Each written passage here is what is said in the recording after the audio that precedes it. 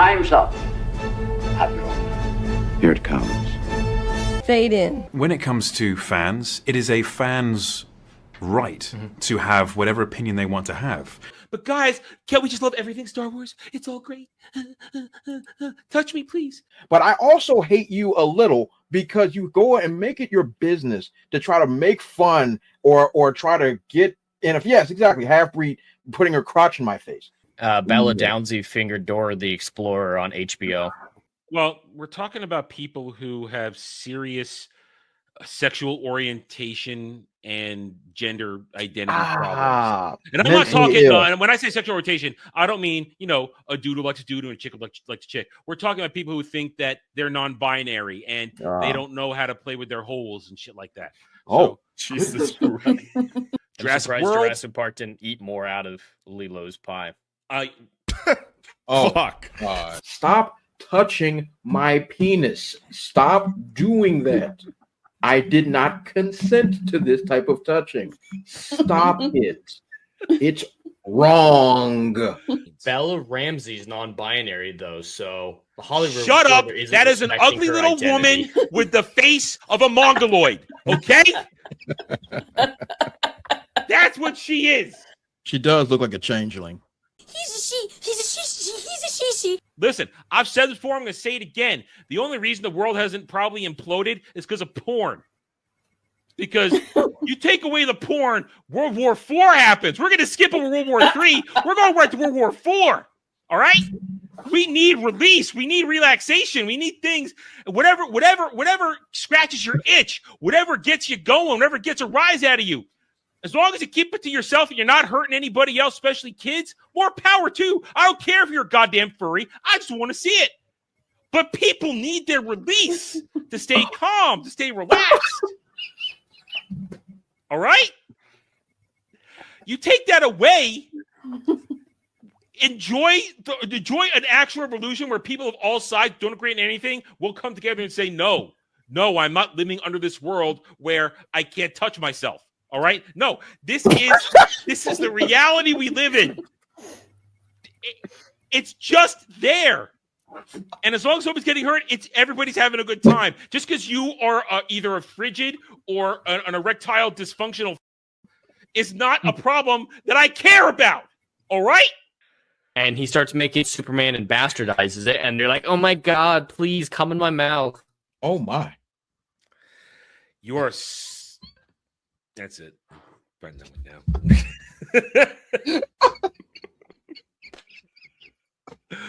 Okay, hang on. I'm not on camera, though. Yeah, but it's not going to stop me.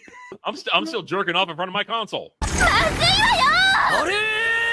Legend of Korra took a diarrhea in my mouth and then told me to chew it, swallow it, vomit it, and then eat it again.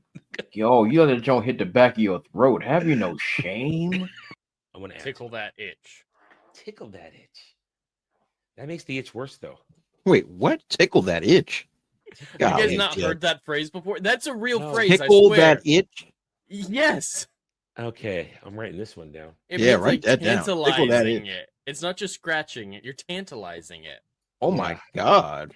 Yeah, okay. You heard that, fat boy? We got to tickle our itches now. Yeah, tickle that Star Wars itch by doing this other franchise. I always said scratch that itch. Scratch that itch, yeah. Get that satisfaction of yeah. You hear that, fat boy? Tickle that itch. Tickle that itch. He's laughing. Damn, getting kinky on us. Tickle that itch, fat boy. You've been he's been back on Ballbusters. It's effective. Oh yeah, he's been getting corrupted. The degeneracy is here. And you think that anybody that says something otherwise is the racist? You crack-filled, heroin-smoking, porch monkey, white smoke, chocolate-eating moron. You're the racist. Impressive. Most impressive. I'd work with Haley Atwell every day. But with two hands even. Before you go, one question. Yes? Where in the galaxy is Sanusi? Show us your tits and I'll tell you. I want to see boobies! And these tool bags wouldn't know quality if it walked up and motorboated them. Because, you're going to motorboat quality. Wait, what? Quality boobs. You want to motorboat quality boobs. There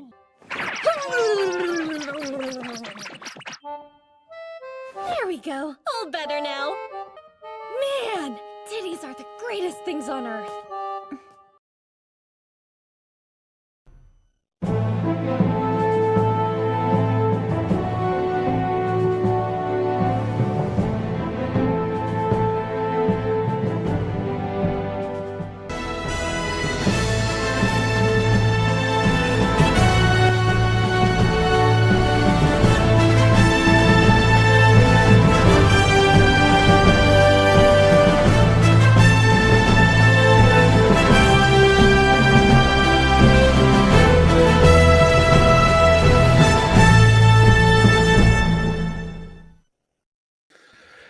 I wonder if I should feel shame about any of the things we say around here, but I don't. I simply do not, because whatever.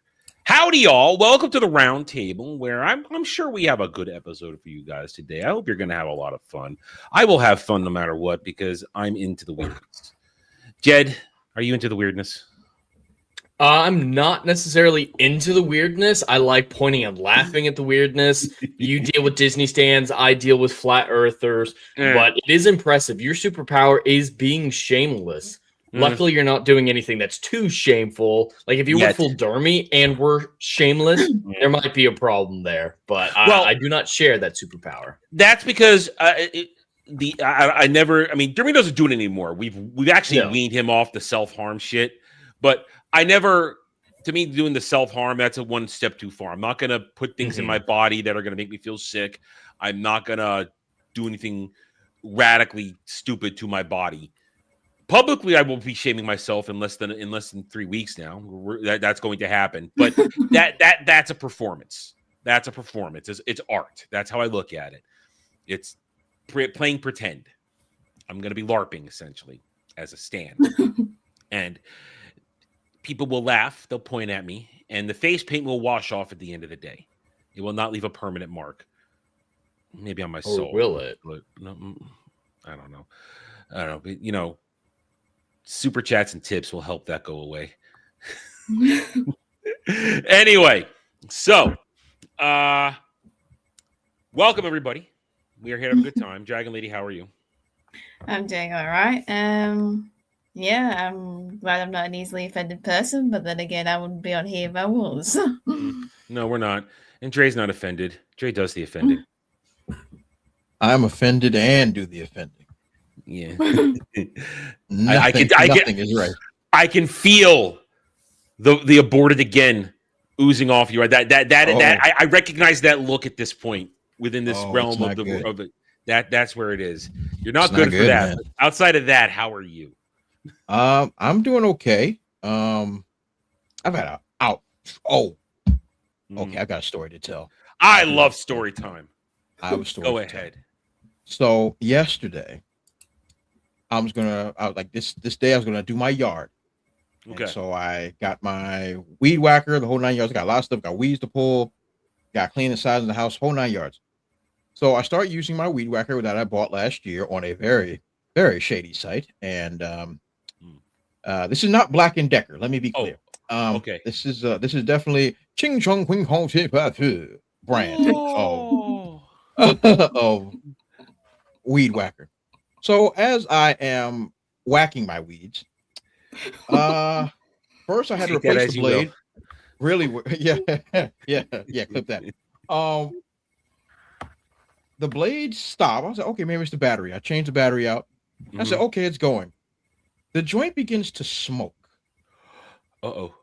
And when I say smoke, I mean white smoke. Out of this joint. That's before it turns black. Yes. I'm like, well, this show is over with. So I started doing other things around, pulling the weeds, getting new concrete slabs, whole nine.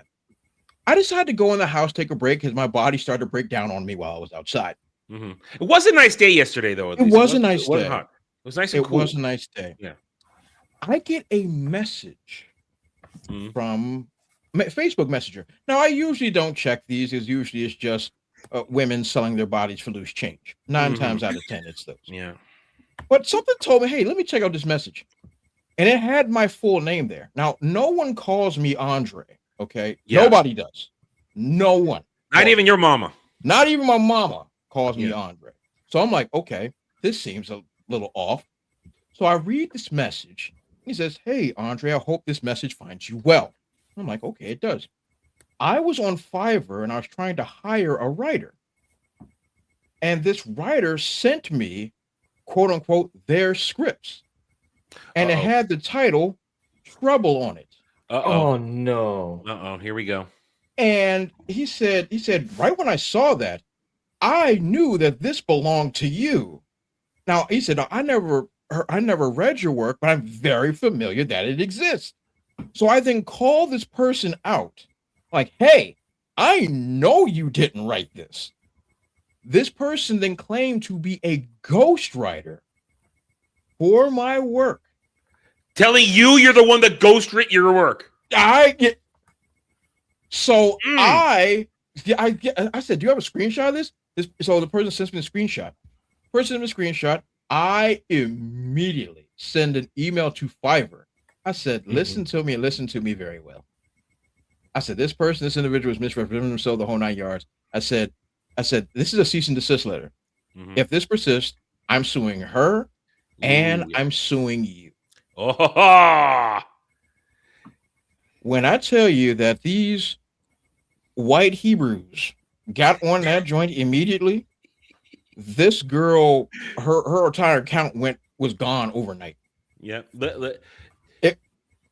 And this is why you protect your stuff, people. Protect your stuff. This is why copyright is I was just about to say that. Important, ladies and gentlemen. Listen, copyright is so important for your intellectual property. The minute I finished my first draft of my book years ago, what do you think I did? I sent off the copyright application. Jed has seen it in the front page cover. It says right there, copyright 2022. Exactly yes, I have updated it since then, the book itself, but it is essentially, it's copyright protected.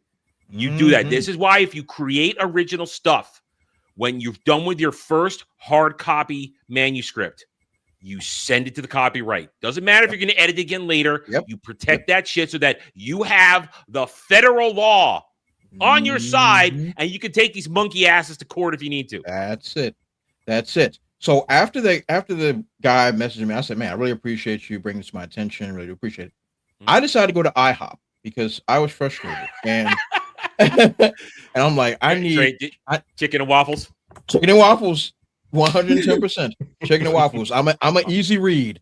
Easy read. So me and this gentleman is messaging each other, and it looks like I might be doing some work for him. Outstanding. From next week. So we're going to set up a meeting and see what comes of it. So out of the ashes of insanity, that's comes something good. So so it all worked out. And Daredevil is terrible. Daredevil's terrible. Yeah, you don't need to talk about that if you don't want to. Okay. This is one thing I have to say. This is just one thing. One thing. One more thing. One thing that I have to. Okay, two things. Two things I have to bring up. One, the leaks of season 3 that's already come out, and they already got the lady doctor is going to be Lady Muse, and that's from a 2025 comic that nobody saw, nobody read, nobody cares. 2025. Right. That tells you how irrelevant it is. That's insanely recent. It's insane. It's insanely recent, and it's not even the same origin. It's not even important. The origin in that comic is garbage too. Important. Here's the problem that I got. Well, I got a lot of problems with this series. So the BB report, which BB Urich is Ben Urich's niece or whatever. So she has been throughout the entire season. She's been stealing information from her friend that is the deputy mayor. Buck Cashman, who is an assassin, knows that she's stealing it. He tries to make the deputy mayor, hey, look, go ahead and bring this girl to me. I'm going to take care of it. She's clearly been stealing from you and leaking all this information. He then takes the girl to his mama's house and they have it out like, man, like you've been stealing from me. I thought we were friends. I thought we were cool. I thought we were close. And she goes in this tirade, oh, you gotta do the right thing. And he's like, I don't know how much longer I can protect you. Like, what do you mean? Who's gonna come after me? And he's like, Buck's gonna come and kill you, girl. Mhm. So he sends a message to Buck to go to a safe house so he gonna drop her off and get her murked. Okay. And rightfully so. She's been stealing and leaking information from her government. He takes her to the safe house. He's about to take her inside. Mm. And she's like, oh God, no, please. Oh, I don't want to do. Oh, I'm so sorry. He then says, oh, you know what? Go ahead, get out of here, get out of here, get out of here. He proceeds to go inside the safe house and gets murdered. That makes no sense. I know nothing about what's going on, and that makes no sense. If I know that this girl has been stealing from me, Yeah. and using the information that she stole from me to make me look bad in front of the mayor and his assassins, this girl's been sent up the river. You mean to tell me I'm going to let her go and then go and face the piper and get beat to death? What are we talking about? We're talking about people who don't know how to do their job right. And once again, I don't want to be offensive to my ladies out there. Nobody loves women more than old Dreezy. But every time I watch the opening credits and see it's written by some lady, I immediately start to yak. Well, because I know what's about to happen. No offense, Dragon Lady. I know what I'm about to bear witness to is not Christian. I know. I have heard that Daredevil isn't even in his own show. He's not there. He's not. He's not his own show. And then we have the audacity to actually put Matt Murdock in a courtroom in this episode as a gotcha to the and in the kangaroo court that's being run by 3 judges, 1 woman in the middle, of course, because she makes all the final decisions. And now they actually are trying to have a courtroom drama with no buildup, no evidence, no nothing. We already know, they've already established this is kangaroo court. But somehow this is a trial? Who is doing this? Like, just stop. Just please. And once again, everybody is working their hardest to make this gold out of this doo-doo. They're trying. They're really, really trying. But it is so bad. And all these, even freaking Eric Voss of all people finally said something. He was like, hey, I might be retarded, but this is kind of dumb, isn't it? Like, even he, the ultimate shill, was like, a lot of this doesn't make sense. Like, bro, it's bad, and they should be ashamed. There comes a point, there has to come a point, and it's part of today's discussion, or at least it should be a part added in there. There has to come a point where the fantasy breaks of this bullshit that they're forcing upon the world, that this stuff isn't good. And it's even the worst have to admit, yeah, it's not good. But part of today's discussion, and it's a good transition to that, is we're going to explore that stance, especially Disney Star Wars stance. And I apologize in advance now to everybody for the next 3 weeks. I'm going to be very Disney Star Wars oriented because it is Mando Grogu, and I have to prepare for the Day of Doom. So I'm investing a lot of time in our conversations. So don't be surprised if our conversations circle back to Disney Star Wars a lot. And also, tomorrow begins the farce, May the 4th. Oh, I'll do that for tomorrow, though. We're not going to do that today. That's for tomorrow. My wife is very excited. She's very excited. Yeah, because something's on sale, I bet. Because that's the only thing that she's dressing my son up as Luke Skywalker. So that's acceptable. So at least it's Luke Skywalker. Excited. Well, yeah, I mean, baby Luke, Tatooine Luke. So I mean, here's the thing. I mean, May the 4th is only good for one thing. Games are on sale. Maybe some merch is on sale. That if you haven't bought everything you need to on Steam, it'll all be $3. So that's when you go and buy it tomorrow. That's about all it's worth. True. But it's not real Star Wars Day. It is not at all. Never has been.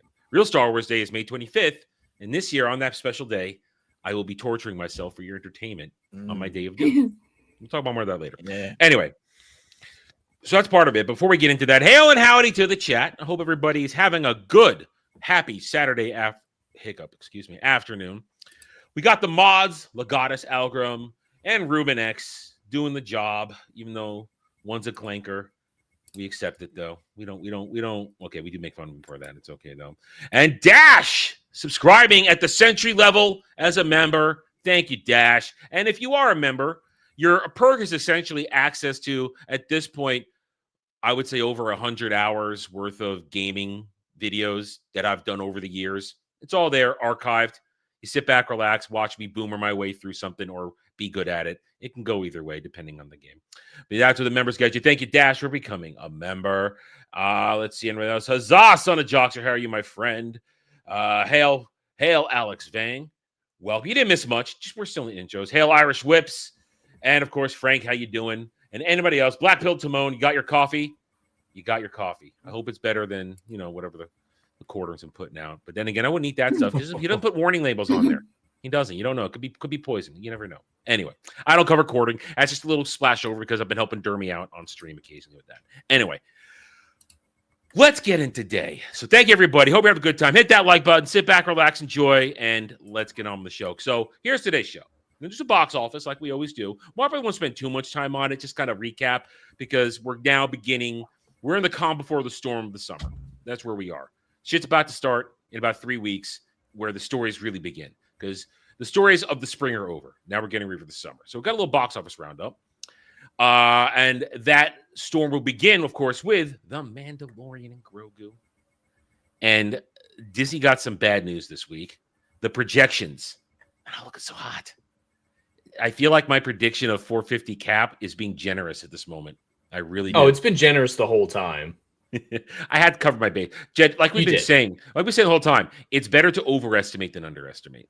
Oh, absolutely. And we'd rather be wrong that way than the other way. And we've kind of protected ourselves this year so far with that kind of behavior, with that kind of choices. So I've overestimated. But we're going to talk about that.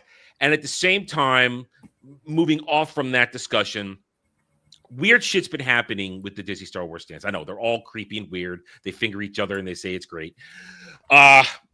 We've been talking about how the whole Acolyte resurgence, they tried to pretend that was real, pairing with Darth Maul, Shadow Lord.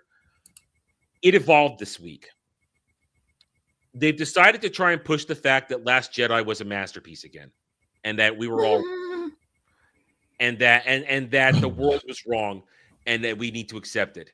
And some of our favorites, and a new player has entered the stage for my ex-Disney Star Wars stands who I try to make miserable. A new player has entered the stage. Adam has a new favorite toy. Yes. I even interacted with him once because I made a joke where I twisted his words like I normally do because he basically said, and you'll see, I don't know if I have it up here, but I may or may not. He basically said that the Zahn trilogy, Heir to the Empire, he called it the Heir to the Empire trilogy, which is, people don't call it that. They call it the Zahn trilogy. They call Heir to the Empire Zahn trilogy. He said it's not as good as you think it is, and that it's like your mother's cooking. It's not really that great.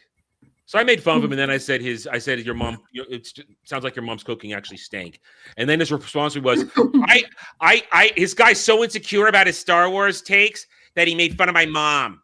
No, I made fun of you. So, and this is a guy, and I don't bring people's families into conversations unless it's your girlfriend, your wife, and you're a cuck. Unless that's something that happens. This is a guy who makes his whole thing about how he's watching Star Wars with his sons.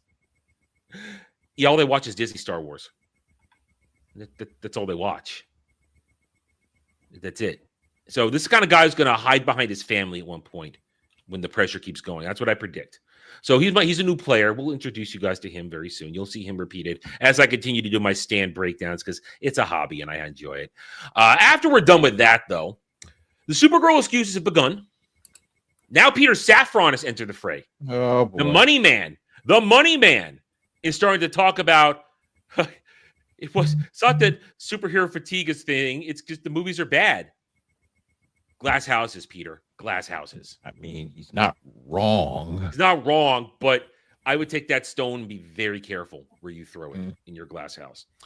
And then kind of circling back to a little Disney Star Wars, but not really.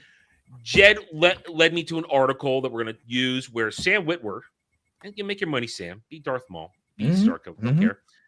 He essentially says canon doesn't matter. It's whatever you want it to be. Oh boy. So we're gonna have a little Which discussion. his comments reflect very closely to the Witcher TV show's explanation for the recast of Henry Cavill, like in universe, why his face looks different. And it's not the people you want to be emulating, Sam Witwer. Yeah. So we're just gonna look at that article, and then I'm gonna ask a question, or I'm gonna make the statement why canon matters and why this is why. And I was talking to Jed about this before we started. Why a particular anime is getting a reboot season. Very soon now, as it's what turned out to be its actual prequel series. We didn't know it till you finished it. Turned a prequel series. Fire Force ended, and it leads into an older anime manga property called Soul Eater. Soul Eater is getting a complete reboot, and that's good thing because when they originally animated the manga about a decade or more ago, the manga was still going. So they had to do what we call the anime butcher ending, where they butchered the source material just to end it in 25 episodes. Yeah, it's people loved it up to a point. It's good, and then suddenly, boop, it falls off completely. That is why lore canon matters, because you get the real story. The biggest example of that ever: Full Metal Alchemist. Full Metal Alchemist Brotherhood is the real version, because it completes the actual manga source material. So we're going to talk about why canon matters. Anyway, before that, I have one warm-up. I have a single warm-up. I found this earlier in the week. So much as we're going to talk about Mario Galaxy and its box office, Nintendo, despite the fact that it hasn't gone as barnstormers I thought it would, it still was a success. And Nintendo feels pretty confident. So we got a bit of a tease this week what their next animated movie is going to be. Have you guys seen this? No. Oh, okay. All right. So I've heard rumors, but Nintendo has been doing a mole hunt recently, putting out fake leaks to figure out who's been leaking information. Well, so there's a lot of intentional. This is on IGN.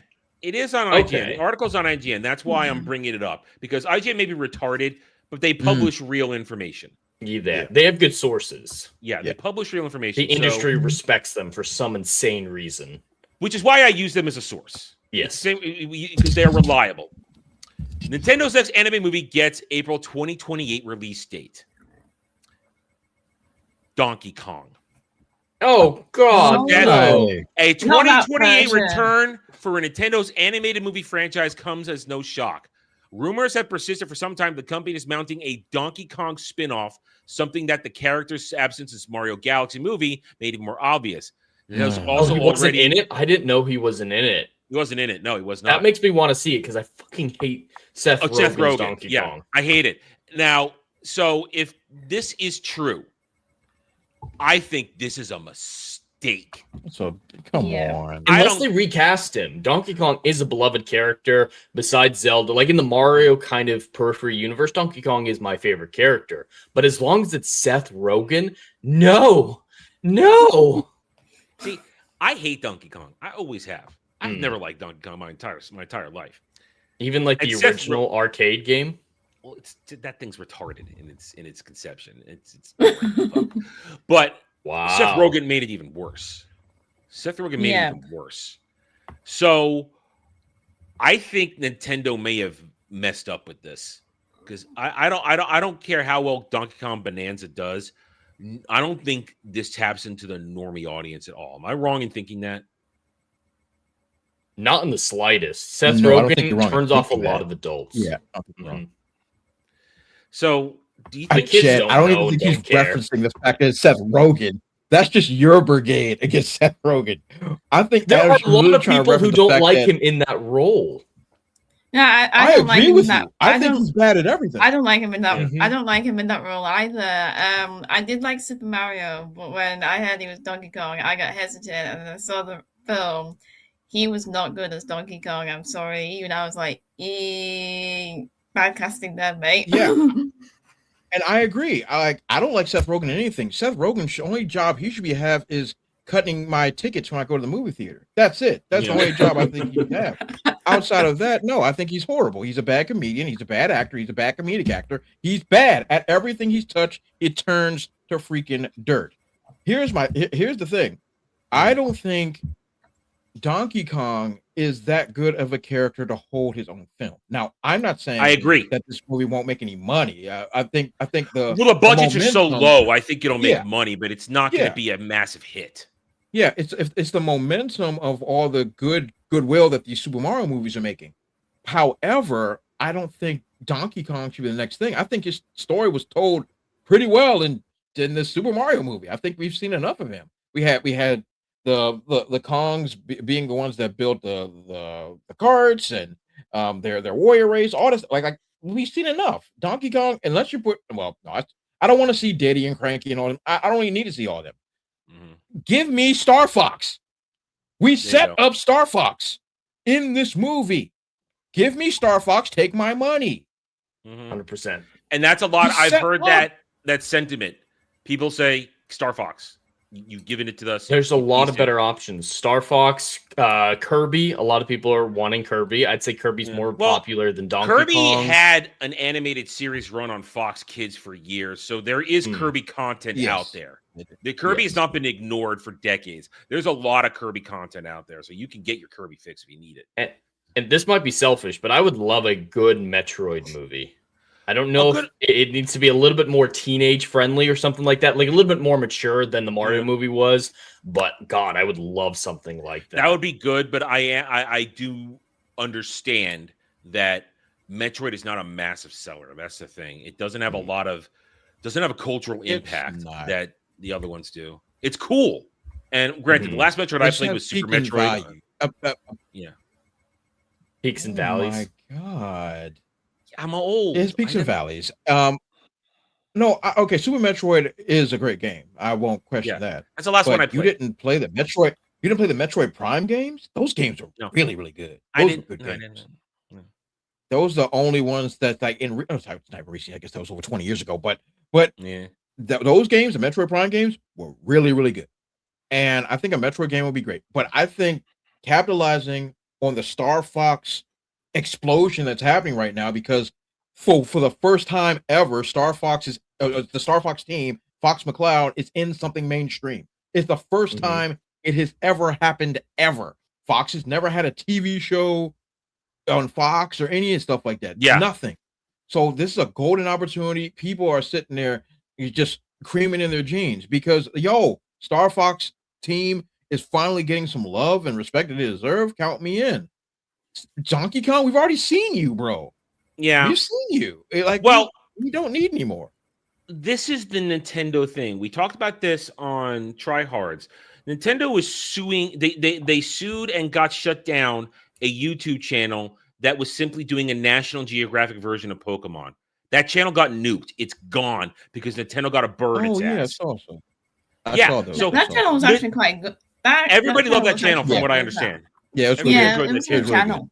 It was a chill channel, but Nintendo doesn't understand that didn't impact their brand at all. That, in fact, it improved the brand. People like it. It made them hungry for Pokemon. Nintendo's dumb. As smart as they are, they're also extremely stupid. Yeah. They have don't no know idea how to interact with the fans. Exactly. They don't know how to market themselves. They don't know how to have good interaction. They don't know. Here's how they see their fans. They'll buy anything. That's how they see it, and that's all they care about. I mean, it is kind of true, and they only listen to what the fans have to say when their bottom line is affected, like with the Wii U. Otherwise, they've been proved correct. Their fans will just buy everything that they give them. Yeah, and you should be able to criticize. Even when they're angry. Even when they're angry, they completely ignore them. But then it comes to the double standards of fan groups, like what we were talking about, Adam. The reception to this from Nintendo fans has been virtually non-existent versus a misunderstanding from PlayStation, and people are ready to burn them to the ground. Yeah. So they have that audience that they act like they have. So I can't really blame Nintendo for acting that way. Yeah, why the golden goose is still crapping out eggs? You're not going to. It's a lesson that Nintendo has learned. We're not going to change what we're doing if things are going to get. We're getting the same positive monetary results. Because that's true. Nintendo first party game will drop, and the Nintendo fans will run out there and get it. No questions asked. They'll complain about something, but it'll fall on deaf ears, and then the natural amount of time will pass and the anger will fade, and then it's on to next purchase or next accessory or this or that, or here comes a new version of the Switch 2. Oh, you already own one. Well, I'm gonna buy another one. It'll be have a new LED screen or OLED, whatever the fuck that was during the Switch 1. You already have 4 Switches, but I don't have this one. So, and they all work too. It's not like they're all broken. They all worked. People still bought another one. So Nintendo understands their customer, or maybe their consumers. Everyone would talk about it. And if you like that stuff, that's fine. But as Jed said, understand the hypocrisy. If people are going to rage when Sony has, I mean, we're not going to talk about it because I think it'll get unnecessary butt cheeks and twists. But then Sony did something stupid this week, not because they did anything necessarily wrong. They worded it poorly. And they had a mistranslation, and everybody took it one way when all it was essentially a user agreement update, and all you have to do was log in to make sure you updated the user agreement and all your digital games remain accessible. It's not that they should have just made a public statement about it, and everything would have been fine, because it's just a one-time piracy check, basically. And people thought that people, because of the bad translation, whether it was AI or a bad loss of translation, Japanese to English, everybody thought that it meant every 30 days you had to log into your Sony PlayStation account so that your digital games bought after a certain date weren't locked. That's what they all thought. And certain grifters, certain fake grifters, basically pushed a narrative and will never apologize or admit they were wrong, because all they do is push anger and rage on people, because that's the content they make. Mm-hmm. So that thing happened, and you notice here we are all these days later, nobody has retracted their statements. They're sitting on what they said on Monday and Tuesday. They haven't changed their stances. They're unwilling to praise Xbox when it has a few good decisions. I think that some of the recent decisions should be supported. That's my whole thing with whenever a studio, whether or not it's video games, movies, television, anything like that, whenever an entertainment studio finally starts doing something right, we need to at least let them know that they're doing it right. You don't have to buy it if you don't want it or anything, but at least put it out there that this was a good decision so that they know to continue that. It's positive reinforcement. If we just keep hating, they're never going to know what the right thing is. So they're going to keep, splattering things all over the wall and listening to the stands and the weirdos out there. So who are very vocal and make it sound like there's a lot of them. Extremely vocal. So I think the Xbox stuff is very positive. The logo design, going away from minimalism, lowering the price of Game Pass and removing day one access to Call of Duty, all that stuff is in a great direction. So I'm going to tell them that. If I don't and keep screeching at them, like a lot of people do, they're going to be like, well, I guess no one actually cared if we lowered the price. Let's put it back to what it was. Exactly. Something like that. And Jed, as someone who interacts with games like that, you have a voice to be said. You have a point to make. As someone who doesn't use Game Pass, doesn't really have an Xbox or any interest in it. I don't either. Oh, okay. Have you ever done Game Pass? Have you ever done it? No. Okay. Never had Game Pass. Pass. Well, I take that back. I thought you were, but but you have a point to make, and you have a real research point to make. I say nothing because I don't use any of that stuff, so I have no leg to stand on. I will bring it up and say, is this a smart move like we have in the past? And I do that for discussion purposes. But my stance is for you, Square Enix. Okay, perfect example there. Square Enix. Jed, 2 weeks ago, Jeremy and I showed you the next trailer for the Final Fantasy XIV expansion. You yourself said, cool. You said, yeah, I have no interest in these games, but that was a good trailer. And that was the teaser trailer. And that is Yoshi P and his team hearing the complaints of the last expansion and saying, we're going to fix things. We're going to go back towards the original direction, and we're going to overhaul things a little bit. We're going to we're going to change things up. We heard you because we listened. Because Square Enix 2 years ago got several dildos in the ass and lost hundreds of millions of dollars. They had to change.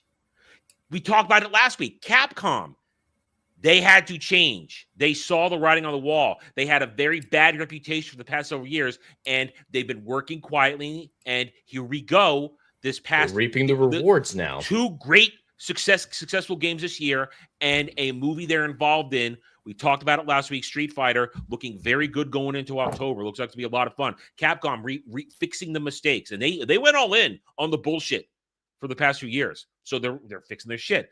Other companies trying to do better. Jed is absolutely right. If we act like everything is equally horrible forever, nothing will ever get better. And to Frank's point in the chat about focus groups. The focus groups haven't been working. Otherwise, we wouldn't have had these problems over the last few years. So we can't rely on their focus groups because, they're going to get focus groups from where they're stationed, probably in a big city. LA gamers are not representative of the world of gamers. So focus groups have been proven to be ineffective. So that's the great thing about having the internet. We can all put our opinions out there and hopefully reinforce good behavior and call out bad behavior like we always do. And in the end, that makes a better product for everyone. That's the only way things will improve, is if we recognize when something is good. Sometimes you do have to just burn things to ground, like Dre's always saying, start from scratch. But when they do that, we also have to say, good job for burning everything to the ground, putting it on the shelf, or whatever the decision. You still positively reinforce that starting from scratch mentality. I agree completely. So that went to an interesting discussion. Didn't intend that, but I like that. And we'll keep an eye on stuff like this and note when they make the right moves. And I personally, I won't always involve the rest of the panel, but I myself will continue my personal commentary on the attitude of content creators and why this constant rage and negativity. Yeah, that was great 3-4 years ago when things were really bad and nobody was listening. Yeah, it's a different world now. Things are changing. It's time to adapt. It's righteous anger is still necessary when something's really bad, but it's time to balance it with positive outcomes when things are working. And it's a new era of nuance. Nuance, excellent word choice. Nuance is important, and nuance has been lost for a long time because, let's be honest, rage equals clicks. People like it when people like being angry because it gives them a focus. Now, it's not good for your heart, but I believe in balance in the force, not rage. So that's one thing. And we'll get to that in a minute. But first, let's get some box office recap. Now, none of us care about the Devil Wears Prada 2. We don't care. I don't give a crap. But it did open this weekend with a $100 million budget and a worldwide drop of 233. It'll make a little money in its run. Yeah. It's going to break even next week, probably. Yeah. It'll break even. Now, actually, hang on. You know what? Let me refresh these real quick. I did not refresh these from when I brought them up. While you're refreshing them, I don't know if you noticed this, Adam, or maybe it was on my end, but I was noticing a delay with Dre. That might have been my connection, though. No. It was me. I think it was one of my windows were acting full. I think I'm moving normal now, right? Yeah. You responded right away. Yeah. Okay. It's just I was a little worried that was me. No, just my old girl's having problems. She's seen some things. She's seen some things. Had this computer a 5 million years. But my wife went out with some of her homegirls to go see The Devil Wears Prada 2. Okay. And she was like, it's okay. She was like, the first one's better. And the first one is a decent movie. It's a well-made movie. Anne Hathaway's hot. Emily Blunt is hot. And Meryl Streep's a dumb bitch in real life and in that movie. But it's finished reloading. So it just didn't change. So Devil Wears Prada, like Jed said, it'll make its money. It'll make a profit next week. But this is never meant to be a banger. This never meant to be a big box office smash. Frankly, it's a movie that, why did they make it in the first place? No one was ever asking for Devil Wears Prada 2. Not that I ever heard. And it's the best thing to come out of it, though, is a lot of people are bringing back up the conversation about the change in filmmaking, lighting, and color grading. The comparison from this movie to the original is startling. Just how flat the tones are, how gray everything is in modern movies. And so people are like, what the hell happened? And this discussion's happened before. Yeah. But I actually heard an argument from Hollywood Why. Do you guys remember the whole, everything used to be more yellow back in the day, right? Street lamps were more yellow. Everything had a more yellow glow. That's good old fashioned proper light bulbs before everything became white light LED, back when everything looked normal. Exactly. Hollywood blames it on that. When they made the changes to light bulbs, they fucked over the world for environmental purposes. Real old school light bulbs were great. But and this they made everything look more rich. And this movie, it's about fashion, so everything should be bright and colorful. But just to do our business, because this was the new movie of the week. It's off to a okay start. That's a pretty limp 77 million domestic opening, though. Pretty limp. A great international, though. Good international. By comparison. By comparison. But it'll get it. It's a $100 million budget. it'll get there. It'll get there.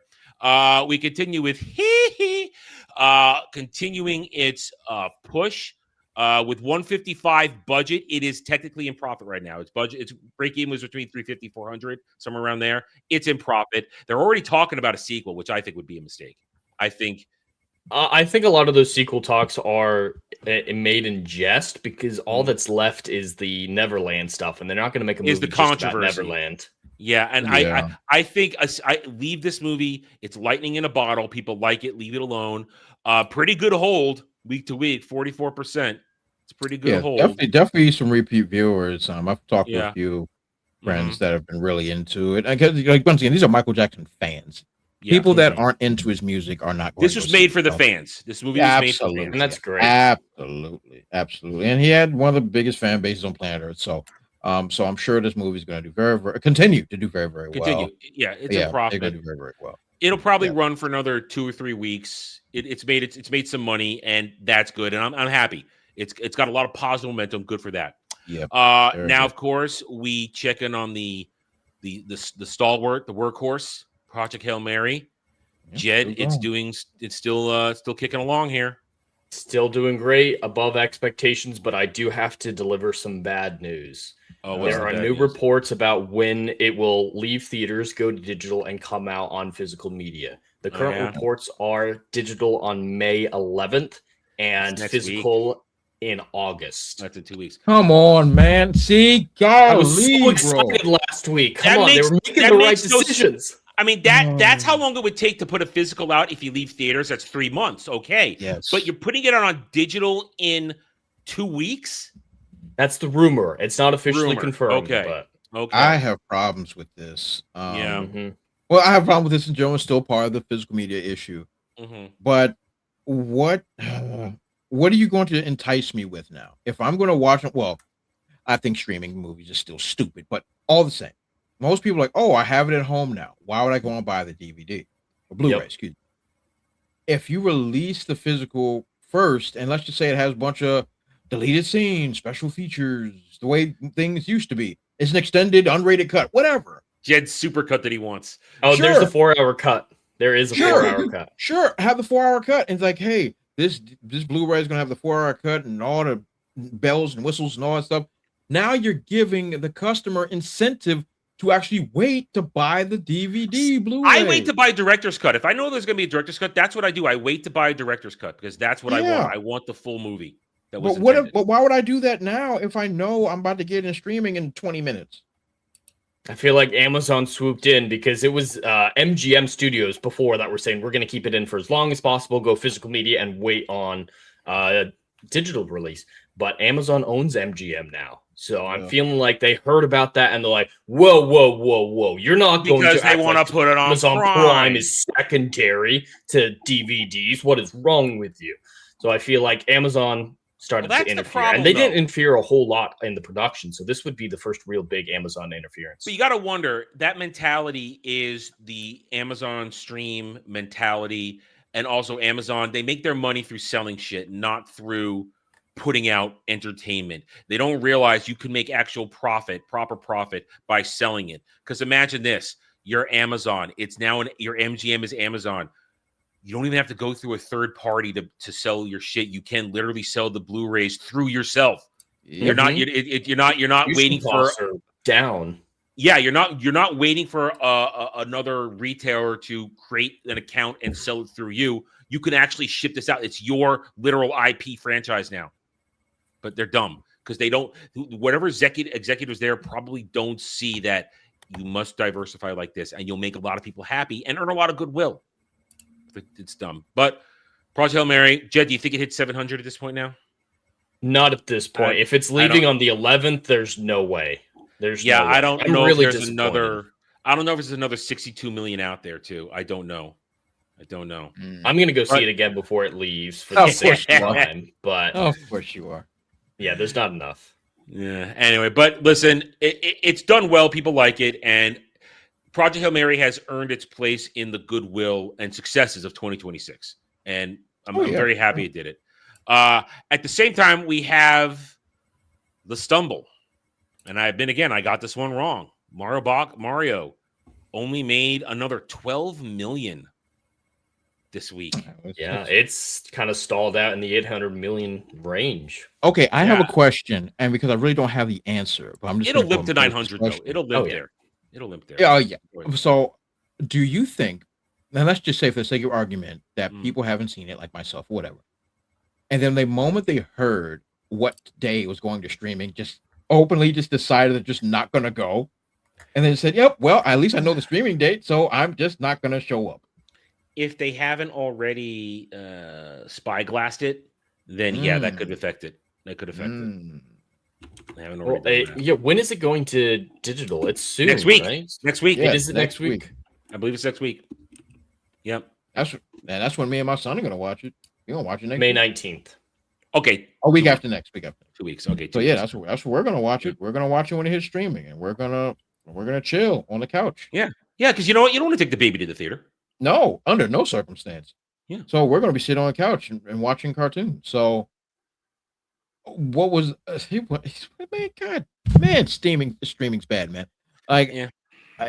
All you have to do is release the DVD and give me something that the streaming won't have. Give me an unrated, uncut version of Super Mario with 20 more minutes of scenes that were cut or whatever.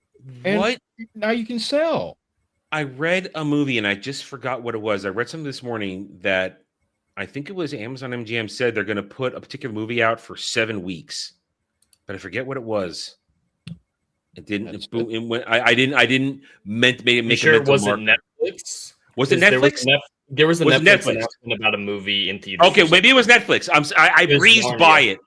I breezed by it. They committed to keeping Narnia in. No, yeah, I was it. You're right. Okay, it was Netflix. Greta Gerwig, Narnia. There, see there. Thank you. You rebooted the memory.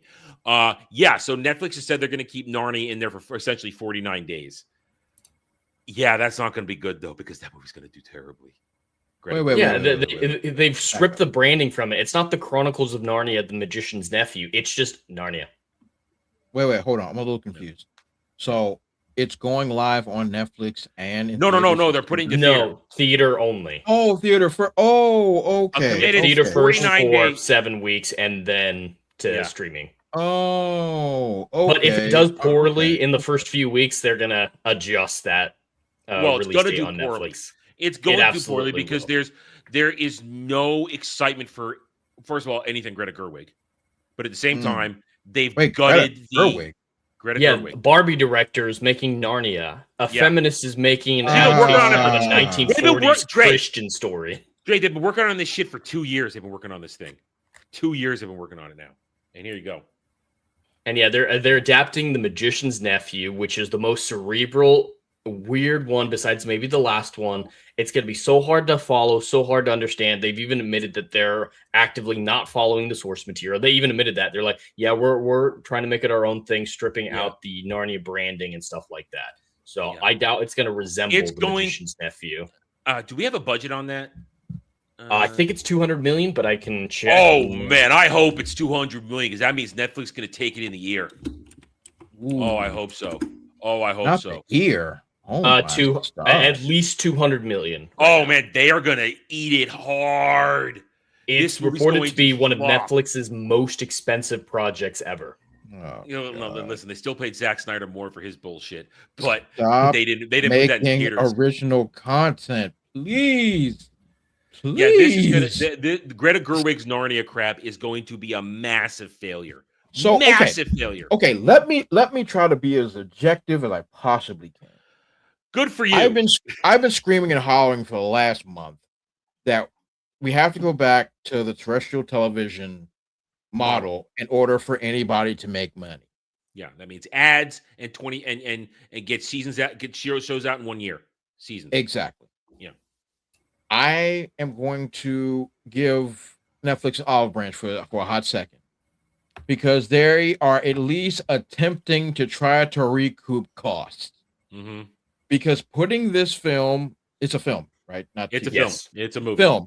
It's a film straight to Netflix. They know they are getting $0.00. Mm-hmm. Putting it into the theater gives you a chance, slim one, but a chance to make money. So I have to give them an olive branch in that regard because they're actually trying. And I think this is a good, I mean, I don't think it's a good attempt. I don't think this franchise has enough legs anymore, but I think Narnia is played out. Nobody's interested anymore. Yeah, I haven't heard anybody mention anything about Narnia in 20 years. So I'm going to give them a little credit because they're actually trying to recoup costs and do things differently than like Hulu or Disney Plus, whatever, and actually try and make money. Because maybe an exec, finally had enough. I have a theory with what you're saying. I have a theory with what you're saying. You sparked a theory on that by saying that right off the top of my head. I think this is a result of their failure to cinch the Warner Brothers deal. They want to make it look like they know how to play the movie game.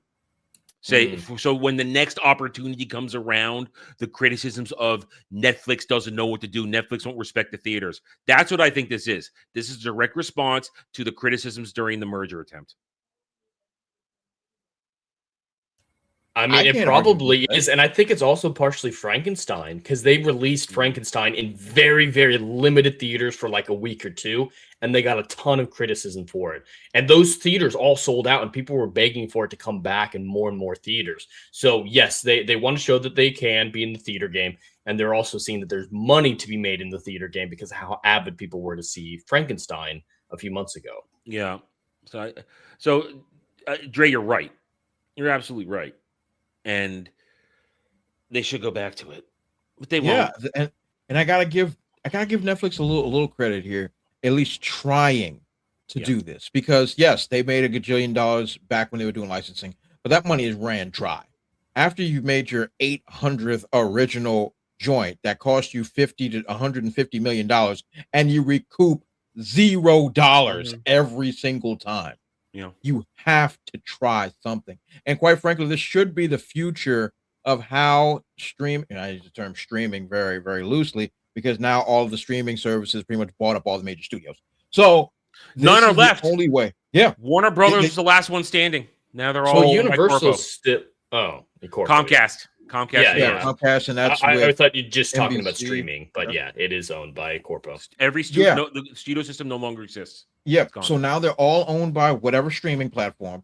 This is the only way you make money. Well, make money, strong term. Only way you get a chance to actually recoup costs is to put it in the theaters or do the Tubi. Those are your options. Yep. Those are your Embrace the theaters or do Tubi. Yep. That's it. And that's the reality. And I think that this is a good thing because, once again, the theater is going to make money. Well, they're going to make money. The theater is going to make money. Netflix might not make no money. The theater is going to make their money. So this is a good thing that Netflix is attempting to do. I think they're doing it the wrong franchise, but all the same, I think they're doing something that's the right way in order to try to actually make streaming profitable. Dre, you brought it up. It's the wrong franchise, and when it fails, they're going to learn the wrong lesson. That's we tried. We tried, and nobody showed up. Yeah, that's because you put out fake Narnia. It is fake Narnia. That's your problem. But Adam, they could do Enola Holmes 3 instead.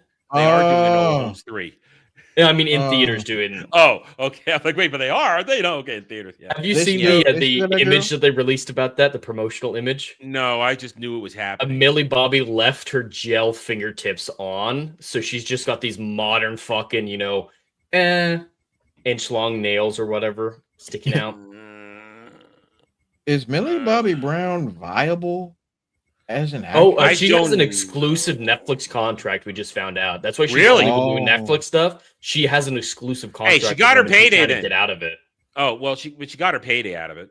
I mean, but yeah, that's why we haven't seen her in a movie or another streaming platform since Stranger Things. Last time we saw her in a non-Stranger Things format was the second Godzilla movie, King of Monsters. I like that movie. Still not enough. Had nothing to do with her, but I like that movie. Still not enough kaiju battle in that one, man.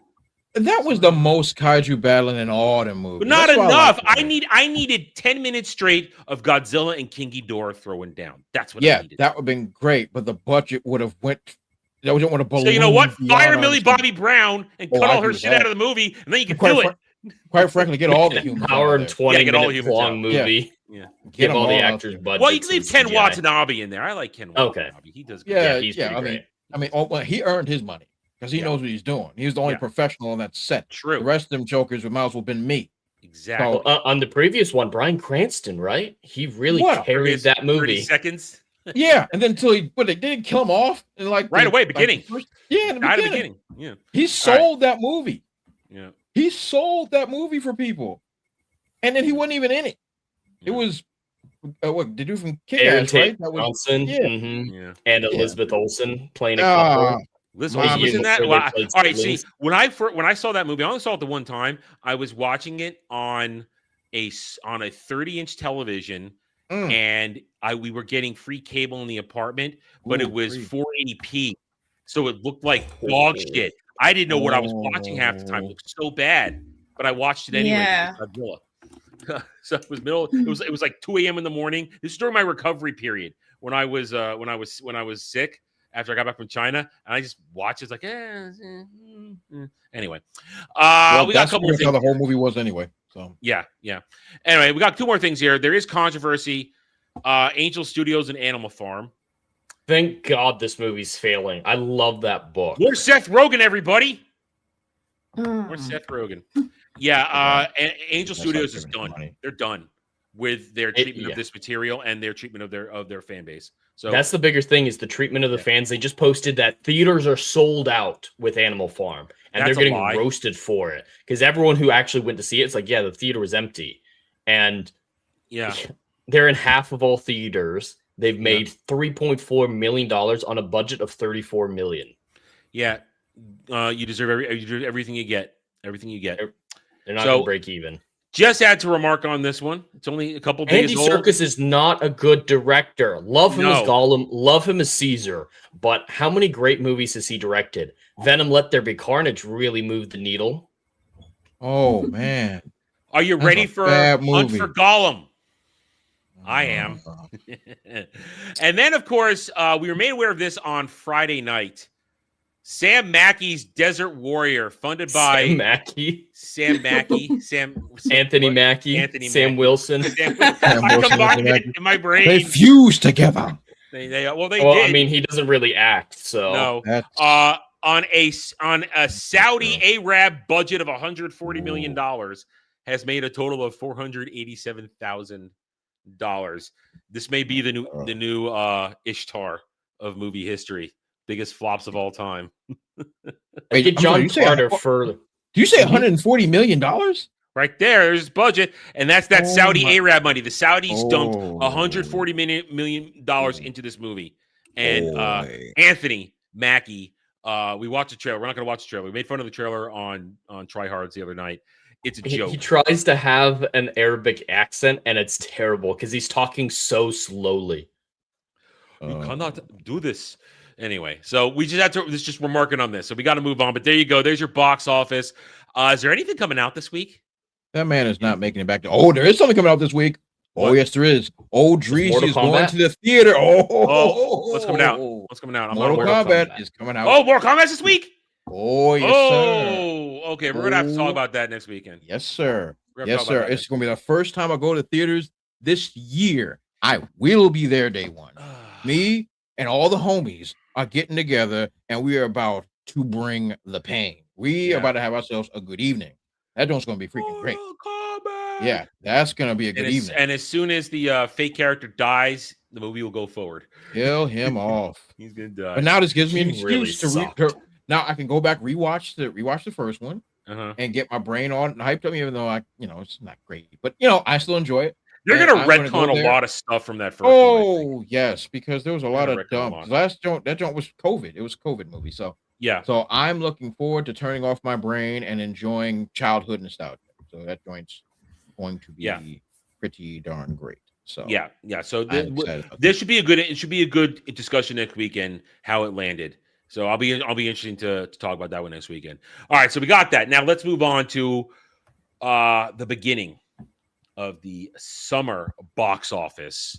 Summer movies will begin at the end of the month. May is beginning of summer, and it begins with The Mandalorian and Grogu.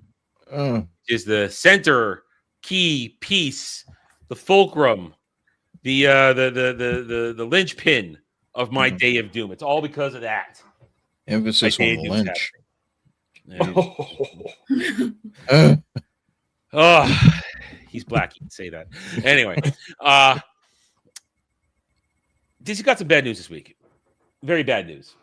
I have been on the record multiple times because I want to make sure the receipts are findable and retrievable, and I say it enough that it's not, you don't have to go back too far.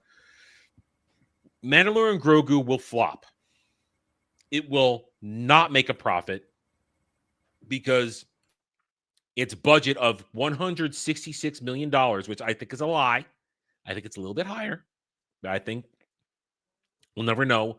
We'll never know because of the volume and all that crap. We'll never really know. I think I've said it before. It will have a ceiling of $450 million worldwide when all is said and done. I've been told I'm being too generous. Have you guys seen the prediction for what its opening domestic weekend is going to be? You have? No, I've seen the projections yet. Yeah, it's projections for domestic opening weekend per Hollywood Reporter and everybody else. So it's legitimate sources. Only $80 million for a holiday weekend. Domestically? Domestic. Wow, that's crazy. Domestic. That's accurate. There's no way that's true. That's less than Solo. That's true. less than. No, it's going to happen. That's no insane. one. It's going to be sub Solo the whole way, I think. Solo only made $84 million on its opening weekend. Got a little more with the Memorial Day, but not much. This is not good news. There's no way that y'all. It can't be. It is. That can't be. Well, Dre, remember when we went over the trailer 2 weeks ago? Yes. It's only been watched on, as Jed pointed out, the aggregate channel thing they do now. 3 channels: Star Wars channel, Lucasfilm channel, and Disney Plus. It's only been watched 4.4 million times. With all 3 of those channels combined. Combined. Yes. Combined. Yeesh. Only 5,000 comments. 77,000 upvotes. Let me add that there. Boom. There's it down. It would be very different if this movie came out right after Mandalorian season 2. There was very excitement. different. Yeah, I know you weren't excited about Adam, and I look like a fool. Excited. I'd look like a fool. Now. But yeah, after Mandalorian season 2, there was hope that Star Wars might be good again. You know, people were excited, whatnot. And if this had come out then, it would have done fairly well. I could have said 700 to 800 million. I think that would have been a fair amount for that. But Mandalorian season 3 and Book of Boba Fett and everything else since then, and everything else as well. But specifically with these characters, like I think Dre said it before, the story was finished in Mandalorian season 2. The whole point of those first 2 seasons was getting Baby Yoda to a Jedi to train him, and then if this movie had been Luke training Baby Yoda to come to face the Empire remnants that they were talking about setting up, I think this movie would have done pretty well. But they've been limping like season 3. What was the point of season 3? Just I didn't like how we ended things, so we're just gonna go back to our old status quo and nothing matters, and we're just kind of limp along. Mandoverse is empty of soul and purpose. And cuteness can't sell anymore. Cuteness is a temporary fad. And no one's buying a $600 Hasbro Plus Baby Yoda animatronic doll. You say $600? You haven't seen this. Hold on a second. All right, hold on a second. Let me bring it up here. Let me bring it back up. Nobody gives a shit about Babu Frick. That thing's cuteness is not going to move the needle in this film. It's retarded of them to think, we can have a bunch of Babu Fricks and a little shit. Dre, look at this. Babu Freaks. The ugly Robo now from the 3rd. This is the pre-order for the collector's edition. It has already sold out because, as I said when I talked about this last week, there are always ways you could buy this. Dre, Hasbro was putting out a 1-to-1 scale, that's crazy, fully animatronic Baby Yoda. And he's got fuzzy hair to run your fingers through. That was actually a selling point. How am I seeing? And see, half the photos are running his fingers through its hair. And he's got food you can give him. He's got his little toys. I mean, this whoa, got a magnet on it. Was that a macaroon Yes. down there? It's his, Yeah, it's he's his gonna be cookie. eating macaroons this And it's whole got a movie. magnet in it so that he can make it move with the force with a magnet in his hand because they trigger it. So no, and now it's sold out here and it's pre-order for the for the standard edition. There were some people buy this, but $600. This is their promotional stuff for starting this. A failed trailer 2 weeks ago, and now a Hasbro Pulse, Pulse, $600 Baby Yoda. Normies ain't down for this shit. That's bills. That's money. That's money. That's money. Now, a $20 plushie or something like that That's when nothing. season 1 came out. Well, they weren't That ready would have for been that. one of, if they had been ready for it after episode 1 dropped, have that thing ready to go. That would have sold more money than anything Disney's ever done. Yeah. But I agree. Oh, and It's their way other too late promotional now thing, for I it to see you mentioned the Burger King. The McDonald's didn't want to touch this franchise, so Disney Lucasfilm had to go to Burger King for their McDonald's promotional was tie-in. interested in K-pop Demon Hunters. Well, that makes money. Yeah, that makes money. K-pop Demon Hunter makes money. It makes money. This shit I don't. can't argue against it. This shit don't make McDonald's, money. one thing McDonald's knows how to do is make money moves. Well, did Yeah. you hear Yep. they're adding a subscription, Dre? What? You can get a subscription to McDonald's. So you get, for $20 a month, you get unlimited medium fries. Man. So Okay. listen, I can't help but think, in another life I would do that. Somebody's gonna okay. die. Okay, to be fair, death That's the rate point. is going to skyrocket. That's going to skyrocket. Was that heart disease, diabetes? That joint's going to skyrocket. Because there's sugar in them fries. There's sugar in them fries. Oh, I mean, but once again, okay. Let's keep it real. This is a streaming service done right. Okay, this is a streaming service done right. You're getting something for your money. I'm giving you $20 a month. Would you usually spend $20 on fries alone? No. No one does that. So I'm gonna give you essentially free fries. That means that I'm more inclined to buy more burgers. Mm-hmm. It's You smart. want something to go with your fries. It's smart. That's drink. streaming done right. Yeah. $20 a month, unlimited fries, and now I'm gonna buy think about that. 2 Big Macs. You paid your $20. That means every day on the way home, you're going to pull into that McDonald's. Yes, I'd like my free fries, please. Yes, I'm gonna get my fries, And it's a I medium want, like, fry, 10 so it's piece a nuggets with it. legitimate serving. It's a legitimate serving. It's not the little paper bag, small fries from back in the day. No, you eat those. That's smart. I didn't know about It's that. smart. That's crazy. They know, That's man. crazy. They about their money So- moves. Now, if you said they're like $20 and they can just get all the food they want, then I'm like, okay, morons.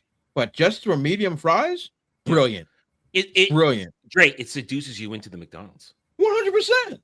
Now I don't have to pay for fries, so now I can double up on burgers and chicken tenders and salads. Well, who's going there to buy the salad? McRib. Whatever. McRib. Oh yeah, if you want your heart to stop immediately, yeah. Get that. Anyway, so back to this though. I think this is real. I think these projections are solid because there is no enthusiasm for this movie. The stands want to If it pretend. actually gets there, it'll be making about the same amount as Project Hail Mary, and Project Hail Mary had no brand associated with it. Yeah, but I mean, Project Mary had goodwill. This will have no Yeah, goodwill. and it kept that. But opening weekend, 80 million would be a pretty close comparison to That's a what Project 4-day Hail Mary- holiday weekend, though, Jed. It's No, more I'm than a saying week. that's really bad for Mandalorian. Bad for Mandalorian. Yeah, because it has the Star Wars brand. But the Star Wars brand is meaningless right now. But It has no power. But yeah, it might be meaningless, and God knows that's true. But it's still Star Wars. It's not Project Hail Mary. But it's not like an indie thing. But it's It not is once the biggest Star franchise on Wars. earth. But Dre, there's not a single actual Star Wars character in this. We know that, and Every this other- is things that we know. Yeah. But it's got Sigourney Weaver, guys. Man, she got to stop humiliating herself. Yeah, Ellen Ripley's in the wrong franchise right now. You're a legend. You don't have to do this to yourself. I don't know what they're paying you, but She said she would do it on one condition: if she got scenes with Baby Yoda. Well, she got it, and they're pathetic. We've seen them. Point is, though, but you think about this, though. But Dre says it's Star Wars, but it isn't. Every other fake Star Wars movie had at least some jangling real Star Wars nostalgia to trick people in there. Think about it. The sequel trilogy, you had teasing of original characters in there. Yep. Even Rogue One, the Darth Vader, Darth Vader. That Vader. movie makes That me scene sick. in isolation, I think, is really good. Well, That movie makes me sick. I hate that movie more than the sequel trilogy. I hate that movie more than anything else. That movie's an insult to me. It's an insult to my family. Makes no sense. It makes no sense, and the digital remakes of characters is horrifying. Yeah, but you demean the Force, bro. That whole film is about saying that the Force doesn't mean anything. That what Luke did was not special. That what Luke did was not relying on a Force that he didn't understand instead of relying on technology. You undid the magic of Star Wars with that stupid film. That some dude just put that thing there and knew somebody can hit it with a laser blast? What kind of crack are we smoking? What kind of crack are we smoking? Not the to good say kind. that this was intentionally put there. So now you've undid the sacrifice of the rebellion. If anybody could have just stuck their penis in there and peed in it, we'd be done. That's ridiculous. Who comes up with this? Sounds like a Robot Chicken episode. And it should be. And Jed, I'm so glad you said that because that's exactly what it is. Oh, I designed it so that if somebody just so happened to stick their big toe in there, the whole joint will blow up on its own. So they're relying on the Force, and that means Wedge could have did this. That means any of the no-name pilots could have pulled this off. So relying on the Force meant nothing. Am I the only one to understand that this is ridiculous? But Darth Vader kicked people's ass in a hallway. I love hallway scenes more than anybody else on planet Earth. I watched the Daredevil hallway scene with lube in my hands, okay? This is not new to me. This is not new to me. But just because you have a great scene and the scene is great does not make the other 2.5 hours mean anything. I sat there for 2.5 hours and nothing happened. Jed, but we got Andor out of that, Dre. Andor, the greatest Star Wars since A New Hope. No one watched Andor. No one. 0 people. It's the best thing that nobody's watching. Then it might as well not exist. Let me tell you something. Let me ask you something. Let me ask you now. Now, see, this is why I hate this movie. Let me ask you something. Can you give me the name of the main characters?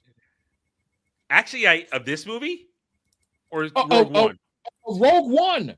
Only because I made Jyn fun Erso. of Jyn Erso, who's a ripoff of Jan. K9 was the robot. Cassian Andor was, Andor. Okay. And they're the 3 main characters. Okay. I don't remember Donnie Yen's name. Yeah. Nobody knows Donnie Yen's name. Define these characters to me. You can't. Kathleen Kennedy and Mexican and funny robot. That's what I'm saying. You give me an ensemble cast of characters that I don't know, don't care about, I don't have an emotional connection to whatsoever. You know they're all going to die, and you don't even care. So then you make a show like Andor that has no grounds because we know what happens to them.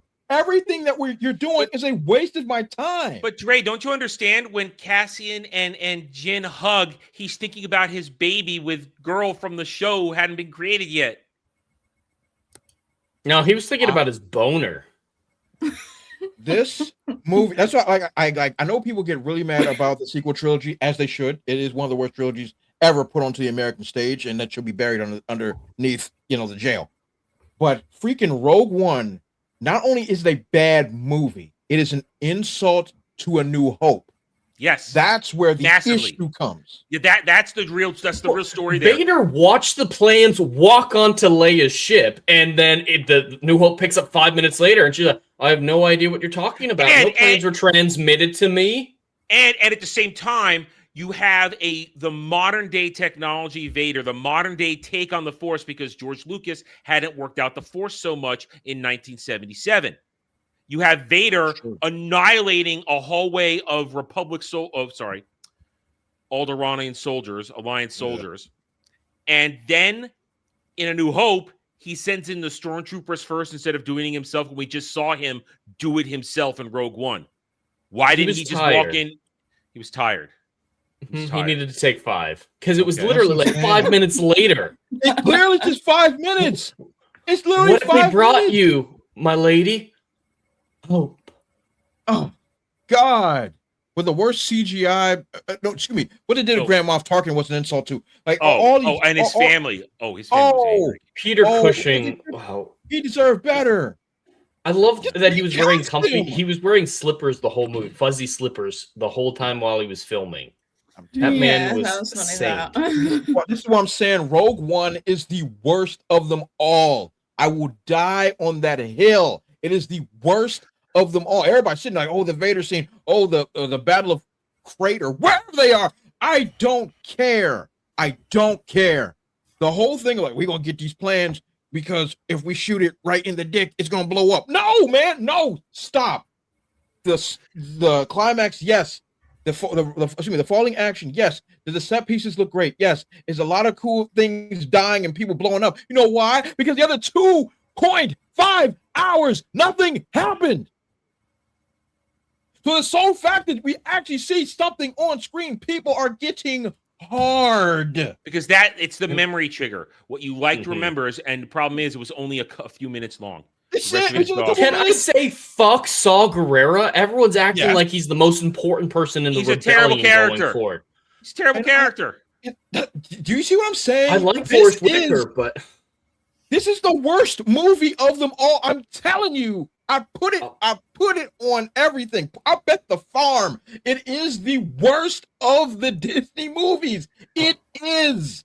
But I'm so glad you put that out there because I've had a thought for a long time, and now that you've got the controversial aspect done, I think Solo is legitimately the best movie that they've done, or at least the least damaging movie. Sure. Like, yeah, it makes Chewbacca a cannibal in a throwaway joke. It's stupid. Yeah. Darth Maul's in it. Like, it's stupid, but it's not devastating to characters. It's not ruining a New Hope. Oh, it is. It does actually ruin Han's origins. It makes it like his origins, but like movie-related stuff. It doesn't and it ruins the Millennium Falcon Jake Skywalker versus Luke Skywalker.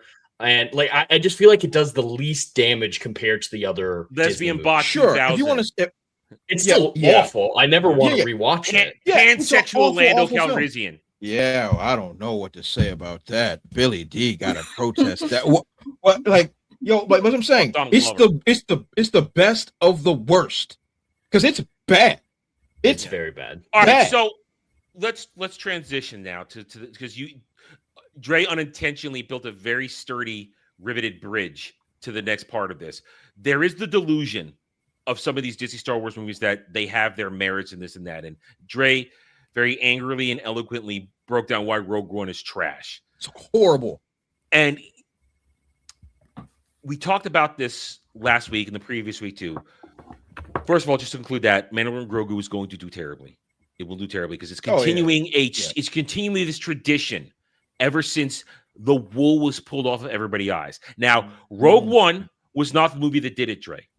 Rogue One was not the movie that pulled the wool off the collective eyes of people who got the feels from Force Awakens. All right, it wasn't, unfortunately, because they were still slobbing that knob going into 2017. But then 2017 happened. The last because they were tricked. Jedi. They were tricked. Well, because Jar Jar is one of the greatest con men in movie history. Jar Jar Abrams, one of the greatest con men in movie history. His career's fucking over. Yeah, he's done. He's never coming back. Point is, though, so 2017, Last Jedi. That movie came out. It literally began I guess I want to call it the bathing in sunlight, the disinfectant onto Disney Star Wars. People saw it for what I always knew it was. Crap. You were lied to. Force Awakens was just a New Hope redux to properly and brilliantly by J.J. Abrams, because he's a con man, to hit all the proper nostalgia buttons so you feel like you watched something because you've essentially already seen it and it was something you once liked. That's what it did. And everybody was ready. Oh, who is Snoke? What's Luke going to do that he's been given the lightsaber? All that kind of stuff. What's going to happen? And then Last Jedi. Who is Rey? That dream sequence is one of the most misleading things in movie history. Yeah. What is going to happen with Finn? Is Finn a Jedi? All that kind of stuff. Of course, mystery box, because that's what J.J. Abrams was. Mystery box. But there's never an answer to the mystery box. Just another mystery box if he's left in charge. But then you got the round-headed one, Rian Johnson, put in charge of Last Jedi, and it comes out, and it literally thunderstruck, ground cracked, and people said, "I don't want to fall in. I'm getting away. I see this is what it is. It's a trap." They saw it for what it was. It was a trap. And so began the schism.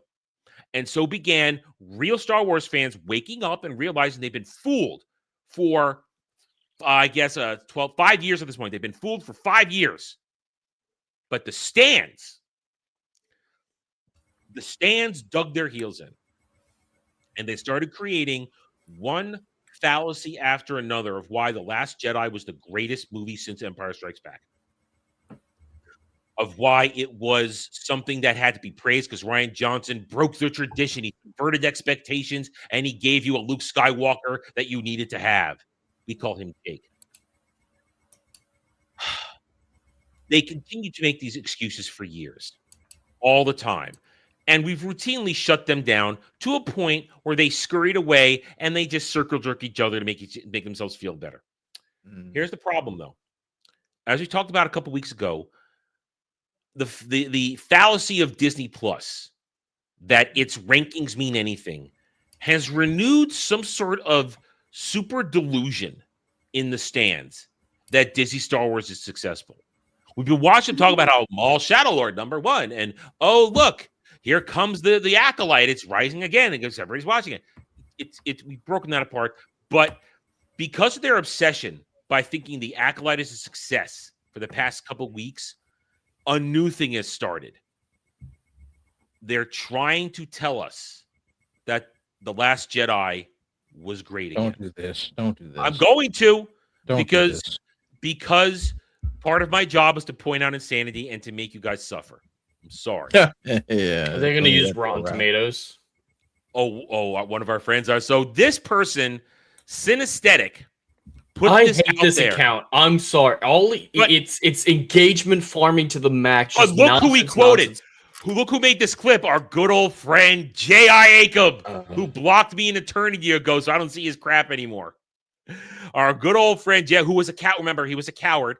I got under his skin. He started DMing me so angrily, and then I called him out for it. Mr. Let's not do drama. Mr. Let's have peace. I called him out, and he blocked me immediately when I revealed what he really was. Mr. J.I. Acob, who never met a piece of Disney Star Wars he didn't love more than the real thing, put this out. And this guy, so Jed, you know more about this account than I do. This Synesthetic account. I mean, he doesn't say anything real. He's just he posts a thing like you see then there below of random things about movies or TV, and then posts about 50 quote tweets about random scenes, and it's all engagement farming. This is literally an engagement farm account. I think it might be a bot. It's just stuff of this. This is actually high caliber for this account. It's usually some insane, it said, "Oh, Korra is so powerful. Look, she has all the elements at once." That's like the level of post that this thing usually does. What this did was feed into the stand delusion built off the Acolyte, and this thing has spawned a lot of stand reaction, and I have several. I'll never forget walking out of the theater going, "Wow, that fixed every problem I had with The Force Awakens. I'm excited about Star Wars again." And then everybody lost their effing minds. No, everybody woke up that this wasn't Star Wars. I was also gonna point out that the Acolyte isn't even near the top 10 here in the UK. Of course not. By the way. Of course not. Remember when they made Star Wars good again and a bunch of whiny man babies ruined it? Man babies. Man babies. See, Dre, they're breaking out the oldies and the goodies now. Oh yeah, I haven't heard that in a while. They cracked open the old code book. Using the terms again. Man babies. I can't even describe the whiplash I felt coming out of the theater and thinking, holy shit, that fucking rocked. Then getting on YouTube the next day to see all the fat Reddit virgins sitting and pissing their pants because it ruined their childhood or whatever. Now, this is a particular sentiment going on that we're going to touch on in a moment here. There's now the movement to say that, once again, the fans are the problem. Of course. And that a particular account we're going to focus on, my new best friend, that Disney shouldn't be marketing to nerds. They shouldn't be marketing to the fans. They need to ignore them and stay the course. First of all, right here, fat Reddit. First of all, the Redditors are the people on your side, jackass. Yeah, Reddit has never been their enemy. It's so funny that they act like it is. Yeah. So, and the Virgin thing, that's projection right there. That's all projection. Most of the people who got very large followings for basically criticizing The Last Jedi, family men. So, Bye, Dragon Lady. Bye, Dragon Lady. Nah. So, and then ruined their childhood. No one ever said ruined that. Now, I want to remark on that comment there. No one actually ever said this ruined my childhood. That is not a single person. They just dismissed it and mocked it. That's a Mandela effect where it's quoted, ruined my childhood. No one said that. People said, I can't look at this anymore because it hurts the franchise, hurts my memories. But the phrase ruined my childhood has never actually been uttered in criticism. That's why I said it's a Mandela effect. They think it happened, never did. So they created this nonsense. And then we get this. They start branching out. I'm glad to see so many defenders of The Last Jedi suddenly coming out of the woodwork. I think outside of Andor, Rogue One, it's the best Star Wars since Empire. Come on, man. Don't do this. So Don't do this. Those three things are better than everything since Empire. Yeah, that means it's better than Return of the Jedi. It's better than the EU, the comics, the video games. But then again, too many people hate on Return of the Jedi. I love Return of the Jedi. Look, I've been on record several times. Empire Strikes Back is the better film. It is. Absolutely. I love Return of the Jedi. Return of the Jedi is my favorite. Is my favorite of the three. It is my favorite. When I was the Vader Luke confrontation, it's like an hour. It's so well written. God, it's so freaking good. It's so good that it hurts. It's so good that it hurts. When I need to watch that movie now. It is May. Watch Star Wars movies. It's Star Wars. Watch Star Wars movies. I'm watching Luke the prequels Vader, tonight. I'm starting watching the prequels tonight. As you should. And that's a good Jewish and Christian thing to do. Well done. So when Luke and Vader first confront each other on Endor, that scene may be the greatest scene in cinema. Okay? The conversation that they're having is so deep and so nuanced. And that Vader can't even make a facial expression, but we know exactly what face he's making behind the mask. And that's the emoting, the vocal emoting of James Earl Jones. Well, and David Prowse, I believe his name is in the suit. Yeah, he's doing some great physical acting. Oh, yeah. So good. It is stupid how good that scene is. And remember, and here's the thing, David Prowse is actually saying those lines. James Earl Jones is dubbed in later. Yeah.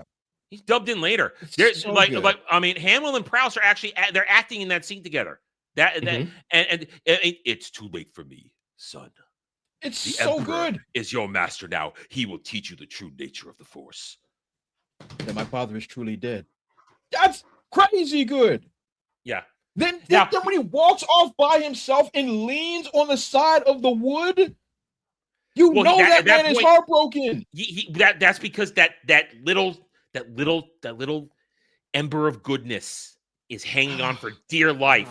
And it's going to culminate later on when he's watching Palpatine kill his son. Yep. Because Luke wasn't trained to fight a Sith Lord like that. He didn't finish his training. He didn't finish it. They didn't teach him how to deal with Force lightning. So, Anakin completes his destiny. You can sit there and tell me that this garbage is better than Return of the Jedi. They are. They put out those memes with the fiery horse, and they slot in Andor season 1. I hate that meme. I hate that meme too. It's retarded. They slot in all this Disney Star Wars shit, and it's all Disney Star Wars. They slot it in there. So they're telling you that this shit is better than everything from between 1983 and 2012. That means all the EU video games. And of course, I say all the EU video games. These people never read a book, never played a video game. Yeah, they never. know nothing. I doubt they can read. And now they can. And now enters one of our good friends. And gentlemen, I apologize for this, but Jed, you mentioned, are they going to break out Rotten Tomatoes? Oh boy. Enter our good friend Jeremy from Manabite with another one of his walls of text. I'm going to read through the whole thing. I apologize in advance. The majority of fans hate The Last Jedi narrative as one of the biggest myths on the internet.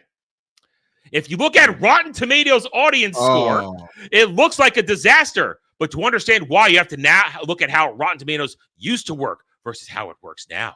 When The Last Jedi released in 2017, Rotten Tomatoes didn't require verified audience scores, which made it better. It was better. That way it wasn't curated. What they did after Captain Marvel, they made it curated. So only accepted votes could enter. So right away, we've proven this jackass doesn't know how it works.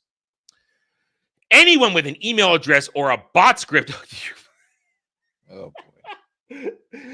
The bots got worse after verified. That proves this guy has never done an inch of actual research into all the Rotten Tomato reviews and scores in all these movies in all these years. It got worse. Jed, how many times in the past? The early 2020s were awful. Jed, how many times did we bring on those reviews and it said it was the same shit over and over again? Mm-hmm. It got worse. And they were always the positive ones. Yes. That were the same thing over and over again. Exactly. Could leave a review without proving they'd ever seen the movie. After the massive review bombing, we're blaming review bombing again. We're blaming review bombing. After the massive review bombing of The Last Jedi and Captain, he even brings in Captain Marvel. Oh, come on, don't do this. Rotten Tomatoes finally realized their system was broken. No, they broke their system to protect Disney. They broke it to protect Disney. We've documented this in the past. I wasn't on YouTube yet, but there others documented this when it happened. They officially changed their policy to prioritize verified ratings linked to Fandango ticket purchase because Fandango means it's legitimate, doesn't it? To stop bad actors from skewing the data. No, we just said it made it worse. This guy doesn't understand curation. He doesn't. Unlike the open Rotten Tomato poll Cinema Score, which polls real people exiting theaters, okay, that proves right away you have no idea that is the worst way to create a sample size because you haven't actually, you're not pulling somebody out of a theater, you're not asking them any actual questions of their background, this and that. You're just asking, did you like the movie? And then you can skew that any way you want because you're not actually logging data. You're essentially asking them to push a button. That's not accurate sample sizing. And you never want to review something right after you've watched it. Yes, I was only 17-ish when this movie came out. But I came out of that movie being very confused, unable to decide whether or not I liked it or not. I liked Force Awakens. I was 15 when it came out. I loved it. And Rogue One, same thing. But after coming out of The Last Jedi, something was wrong. And something was wrong. I couldn't quite place it. And everyone around me had loved it. So if someone had polled me in that exact moment, I would have gone with the crowd. Yeah. You're the next few days, recency bias. No one accounts for recency bias anymore. Yeah. So right away, this proves that this jackass Jeremy at Manabite doesn't understand actual surveying, that this is not how this works. A post-track gave it 5 out of 5 stars. These are verified. This is not a scientific sample. That is not a scientific sample. He's throwing terminology out there he doesn't understand. Hated movies don't make 1.3 billion. It grossed 1.3 billion. It didn't actually make a profit. We know what the budgets were. It didn't actually make money. Once again, gross versus net. They don't get it. People don't keep buying tickets for movies they actually despise. So, Force Awakens was a phenomenon. We can't deny that it was incredibly successful. That one actually made money. That was $2 billion. That made money. That made money. Yeah. But that success carried over into the sequel. That's usually how these things work. Success from an original carries over. Like if Project Hail Mary, it shouldn't have a sequel. There's no way in hell it should. But if hypothetically it did in the next couple of years, its opening weekend would probably be higher because it's carrying over that love from the first one. Same thing with this. So you need to look at where the franchise went from there.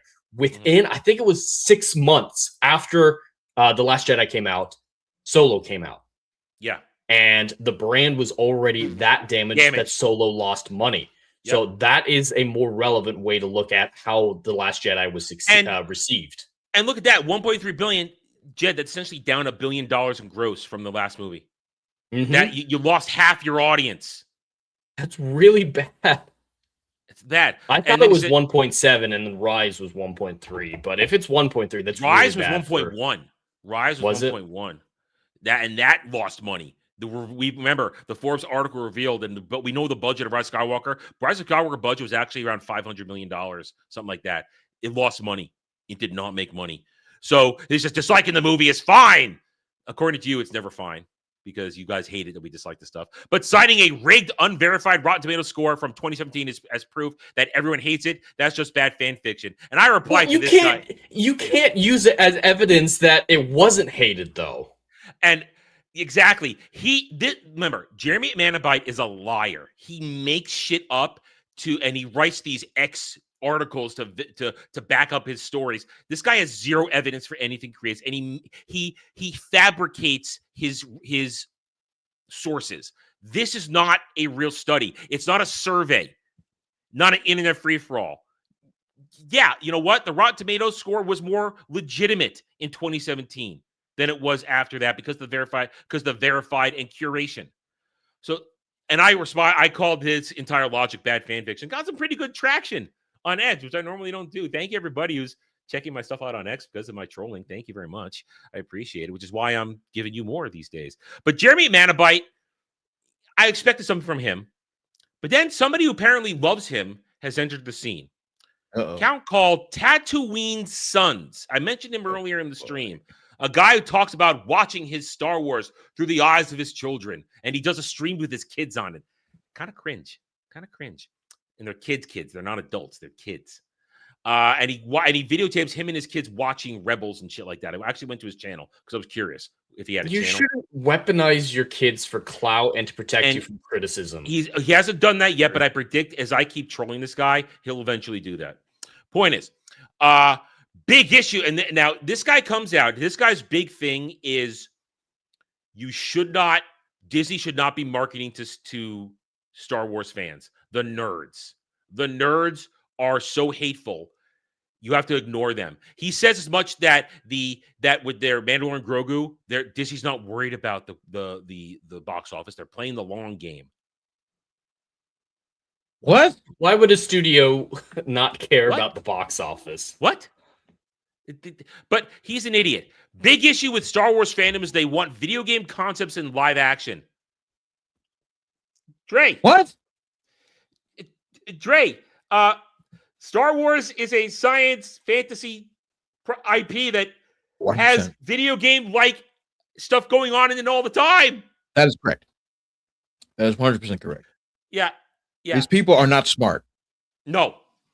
And it goes back to the old adage, stupid people should not have a voice. That's just the reality. I'm at that point in my life where I'm done hearing what stupid people need to say. Yeah. We used to have insane asylums. We need to open them back up immediately and just start throwing bodies in there, and you keep throwing them in there until the place is full. Just keep going. Good Lord. Yep. And then of course he's using the attack on. They always want to use Star Killer as the example of don't use this. This is not Star Wars. That is ultra video game. The Force Unleashed is like. Is it still relevant? I haven't played them, so I'm not saying that as it's not relevant. I'm just wondering, is Force Unleashed that relevant? It was a really good game.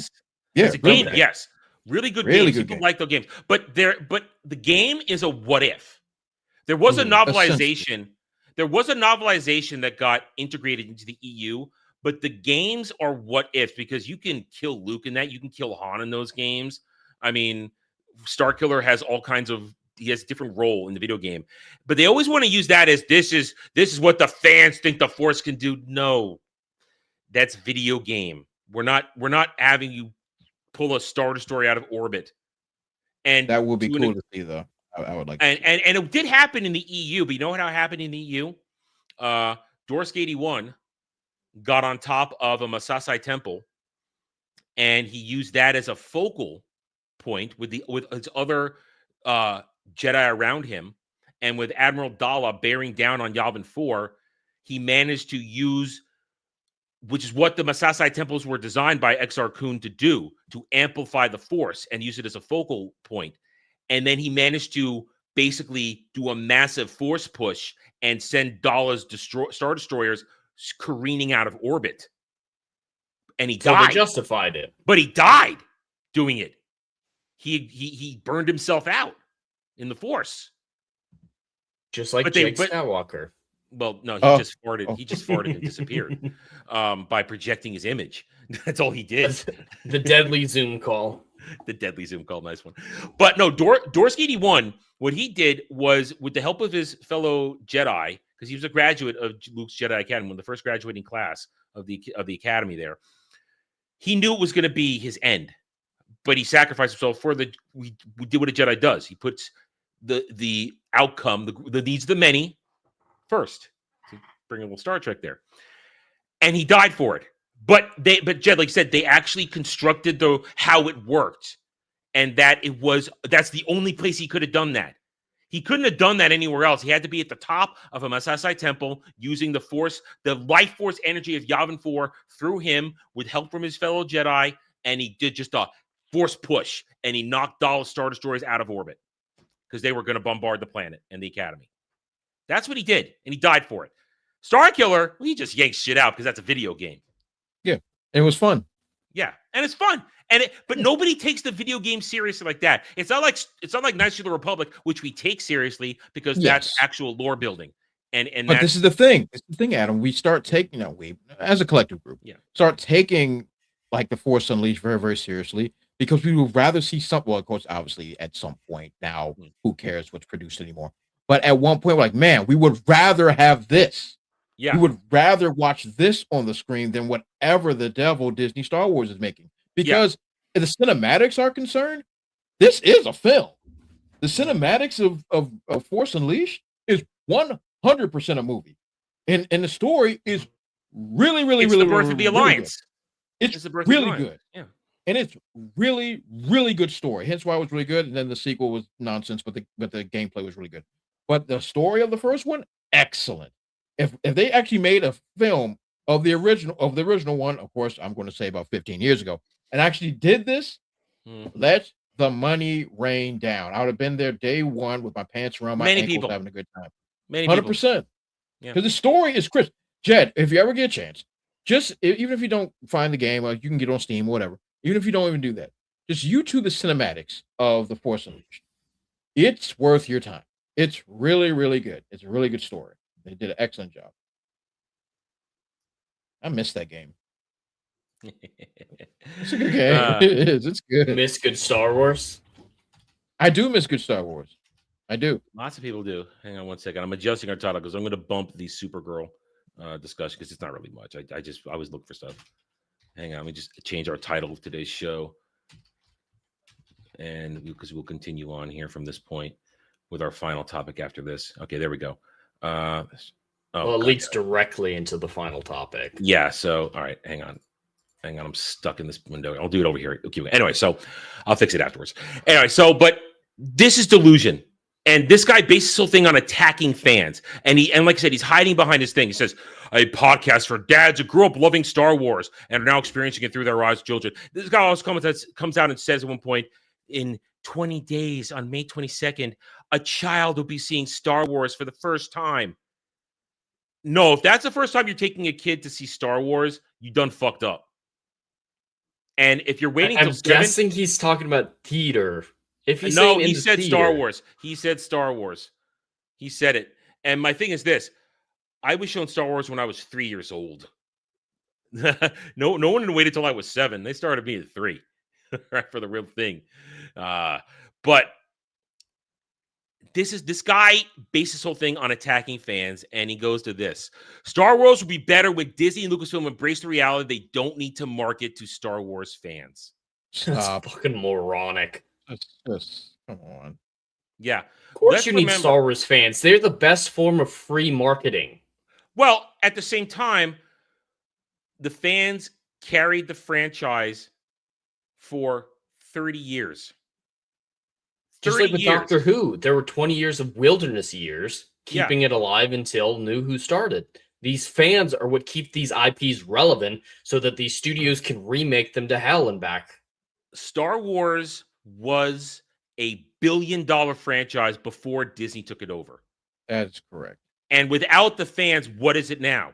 It's worthless. A whole lot of nothing. You've got a Star Wars live-action movie, Mandalorian and Grogu, coming out on May 22nd, and it's predicted to only earn $80 million domestically. That's what you've turned it into. You destroyed it. You didn't kill it. Remember my stance. Star Wars isn't dead. Disney Star Wars is dead. Because if you look what happened when I mentioned some real Star Wars. These two went on for 5 minutes about Luke and Vader on Endor. Because if you tickle that itch of real Star Wars, people get excited again. When they start thinking about the real thing, they get excited. They want to talk about it. They want to have fun. Disney Star Wars doesn't have that. There's no enthusiasm. These guys want to all walk around and pretend, oh my God, it's so great. No, it's not. It didn't. It did not. It didn't stir. This movie broke the fan base in half and revealed who really cares about Star Wars and who doesn't. And I'm sorry. I go full Sith on this. It's an absolute. You choose one or the other. You cannot have them both. There is nothing redeeming in Disney Star Wars because all roads lead to Jake Skywalker. That mess is embarrassing.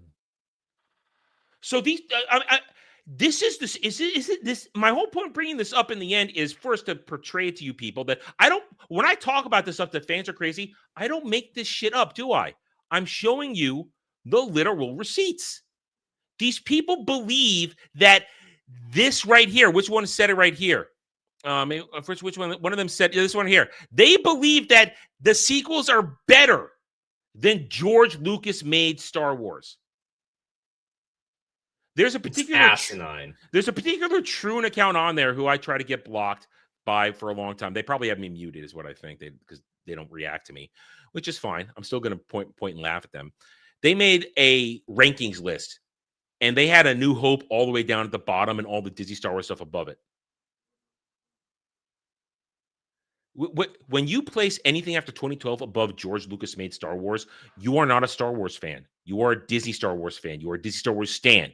You are not here for George Lucas's Galaxy Far, Far Away. You are here to embrace politically driven media with a Star Wars tag on it. That's what you are. There's no world in existence where Andor and Rogue One are better than Return of the Jedi and everything made between 1983 and 2012 by George Lucas and Lucasfilm and LucasArts. You're high on bad crack. Well, he's not just high, but I noticed something in this that makes him even more fake. Mm-hmm. I think he's angling for a job. Look at his description. He's an actual actor who's worked on a bunch of science fiction properties. So he might be trying to stay in Lucasfilm good graces. Well, they're going to fire people soon, probably. So I wouldn't try and get a job there. Disney's already retracting in a lot of places. So I just was fascinated by the delusion suddenly that they have to try and resurface the narrative. And here's how I know it is, because this jackass writes his soliloquy on this shit. Tries to tell us that we're all wrong, and once again proves that he's a liar and doesn't understand how anything works. And I've been saving stuff from him that I'm going to roll out when Mandalorian and Grogu fails and other stuff fails. That is just going to make this guy look like a fool. But there we go. They are literally becoming insane now. They're getting worse. They're worse than ever. They are worse than ever. And it is exemplified by, and I know Dre wants me to give Sam Witwer a pass. Oh, I did it again. Sorry, I did it again. I was waiting to see how long it would go. I was looking over here and wait a minute, that's not right.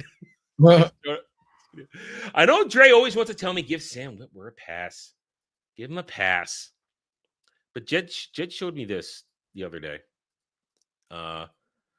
It's not good. How Star Wars canon really works, explained by Clone Wars and Maul Shadow Lord star Sam Witwer. We're going to skim through this really quickly because we are coming up on the hour.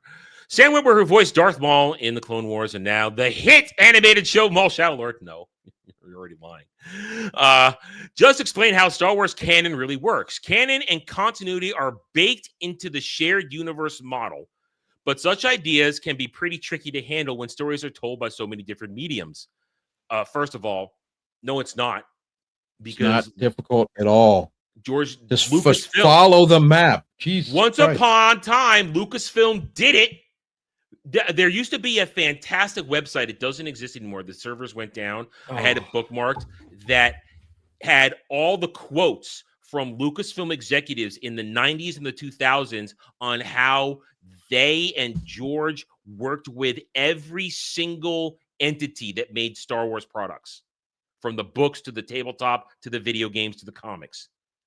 It was a glorious resource, but it's gone, and I have yet to find another version of it. They had an entire team. They had lore keepers. They not Pablo Hidalgo and his fucking retarded shit. They had real teams that kept track of everything. And there was a hierarchy of canon, so this medium thing is ridiculous. It's different for every franchise, but in this one, movies, television if they ever came out, books, that is why video games, and then comics. That is why when no, it's true. That's the hierarchy. You're not wrong. That is why when the prequels came out and the Clone Wars TV came out, the expanded universe had to retcon some Clone Wars shit that they had commented on. The entire fate of because right here, I hate it. It is one of the worst. Time for show and tell. Show and tell time. All right, right here. Right here. One of the weakest EU trilogies, The Black Fleet Crisis. This is my original copy here, my original page, because this one of the ones only came out in paperback. In this series, Luke goes searching for the history of his mother. This was made in... Sorry. Let me find the right one here. This was made in 1996. This is the first... It's old. Dust. I do not dust my bookshelf well enough. I apologize. It's disgusting. This is the first edition paperback in 1996. I'm in high school, and I'm gobbling up all these books when they come out. Just everyone comes out, boom, I buy it, read it instantly, and they're released out of order. But this is 1996. We are 3 years away from Phantom Menace. 3 years from that first trailer dropping. We don't know who the fuck Padme Amidala is. George Lucas is first considering Padme Amidala. He is working on the script probably in this moment this is coming out. This one instance where George wasn't communicating or he hadn't thought about it yet. So when the author of here, Michael P. Kube McDowell, went to Lucasfilm, they went to him, they pitched it, they got it, said, okay, you make the Black Fleet Crisis, go ahead. And he puts it out there, and Luke's entire arc in this is looking for where his mother came from. This arc is worthless. When I reread these books, I skip all that shit because it's pointless. Yeah. Because Phantom Menace comes out, and George tells us who his mother is. At the same time, Clone Wars animated series comes out, and you get more of Padme. You get more of all that shit. You get Attack of the Clones. You get Revenge of the Sith, and you get the full story. You knew who people around her, people who knew who Luke was, knew who she was. So it's irrelevant. But at the time, it was relevant. Yeah. But then, absolutely. like you guys just said, canon tier. Yep. Lucas comes out, says, here's my movie. All this is destroyed. So guess what? Nobody talks about later on. Black Fleet Crisis barely ever mentioned. They kind of forget about it. No, not retcon, but forgotten. It's not complicated. The fans were able to figure that out as soon as Phantom Menace came out. It wasn't some big controversy, I'm sure. Just there was the hierarchy of canon. It was obvious, and you followed it. Yeah. Then here we go. Then right here. Then the final arc, the final EU arc, the Fate of the Jedi arc. Fantastic. I love it. Starts off rocky, but essentially, when you got to this and other stuff around that point, the Legacy arc too, Clone Wars having this came out in, let's see here, 2009.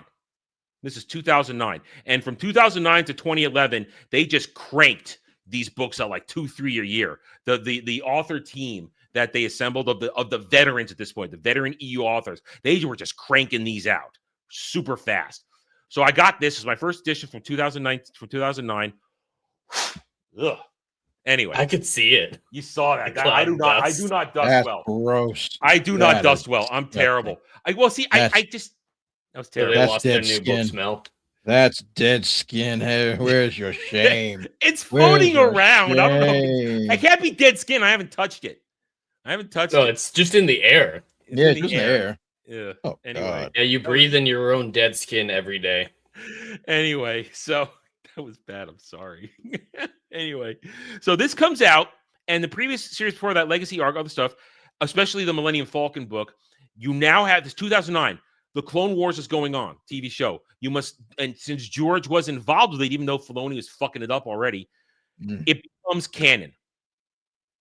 They had to retcon some stuff in here. They had to retcon that R2 was there. They never talked about it. There's a scene where Luke is asking about Anakin during the Clone Wars, and R2 says, "No, I'm not going to talk to you about this. I am not going to give you information on what your father was like during this. It's going to hurt you. No." And then this is why the Mortis arc is so important. This entire series revolves around the essence of the Mortis arc. So they had to adapt it when George changed it. Because remember, Mortis arc is important because George wrote the Mortis arc. That's why it's important. And that's why it's the best part of Clone Wars. Yes, that's why it's the best thing in Clone Wars. And so back to this whole thing. Tiering is important, and real fans acknowledge when it changes. And because you have an actual team, they work to adapt it when it gets changed. So to say that it's hard, and that's why we got on this rant, it's not hard. It isn't hard. Because when you have a real team in place, you can't do it. Disney Star Wars doesn't have that team. They fuck up their own shit all the time. Yep. So Disney rebooted the timeline after buying Lucasfilm in 2012, branding all non-Lucas projects Legends. Thank you for saying non-Lucas projects. You actually just shot your whole argument in the foot here. They're non-Lucas projects. So those are the fan fiction. No. He's calling the EU non-Lucas projects. I think he messed that up. Wait, all right. Disney rebooted timeline, buying Lucasfilm in 2012, branding all non-Lucas projects. Oh, Lucas. They said Lucasfilm. Okay, you're right. I read that wrong. Yeah, so he's saying that Lucas wasn't involved in the EU, so it was demoted. But that's not true. That resource I had proved that he was. I wish I had saved all those images. I didn't know it was going to go away. Anyway, but even that canon is fractured over the last 14 years. Oh, the Disney Star Wars is fractured even worse than the EU was ever fractured. They kept it as tight as they could. Was there time travel in the EU? Because the Veil of the Fort, or whatever, the world between world shit from Rebels? That was Rebels. No, that's just Rebels. At once they teased it when Jason Solo was in mourning over his brother, and he was in the middle of being a captive, and he looked into the Force, and he looked through time, because the Force has precognition. Yeah. That's seeing the future. Are absolutely and for a moment he was looking into the past, and he saw Anakin Solo, and you thought for a second about time travel, but they quickly ran away from that. They didn't linger on that. So no, there is no time travel in Star Wars. The Veil of the Force is Dave Filoni bullshit. Because that complicates shit. Like Ahsoka dying and not dying. Don't do it. Don't do it, Jed. Don't say it out loud. Jesus will cry. Anyway. Don't you say it out loud. Speaking exclusively to comic book, Sam Witwer says this. He explained his interpretation of canon. I've realized that Star Wars is campfire stories. Talking about, did Ahsoka Tano have blue lightsabers in the Siege of Mandalore, or were they green? Depends on which campfire you heard that story. Did Starkiller yank a Star Destroyer out of the sky, or did he mind trick the pilot? Well, it depends on which campfire. Who were you around when you heard the story, and who the teller of the story is? According to Whitwer, this was an interpretation he first began to learn under Lucas when working on Star Wars Force Unleashed. Wait a minute. I thought George wasn't involved in anything. That wasn't a movie. This just proves he was involved with the Force Unleashed.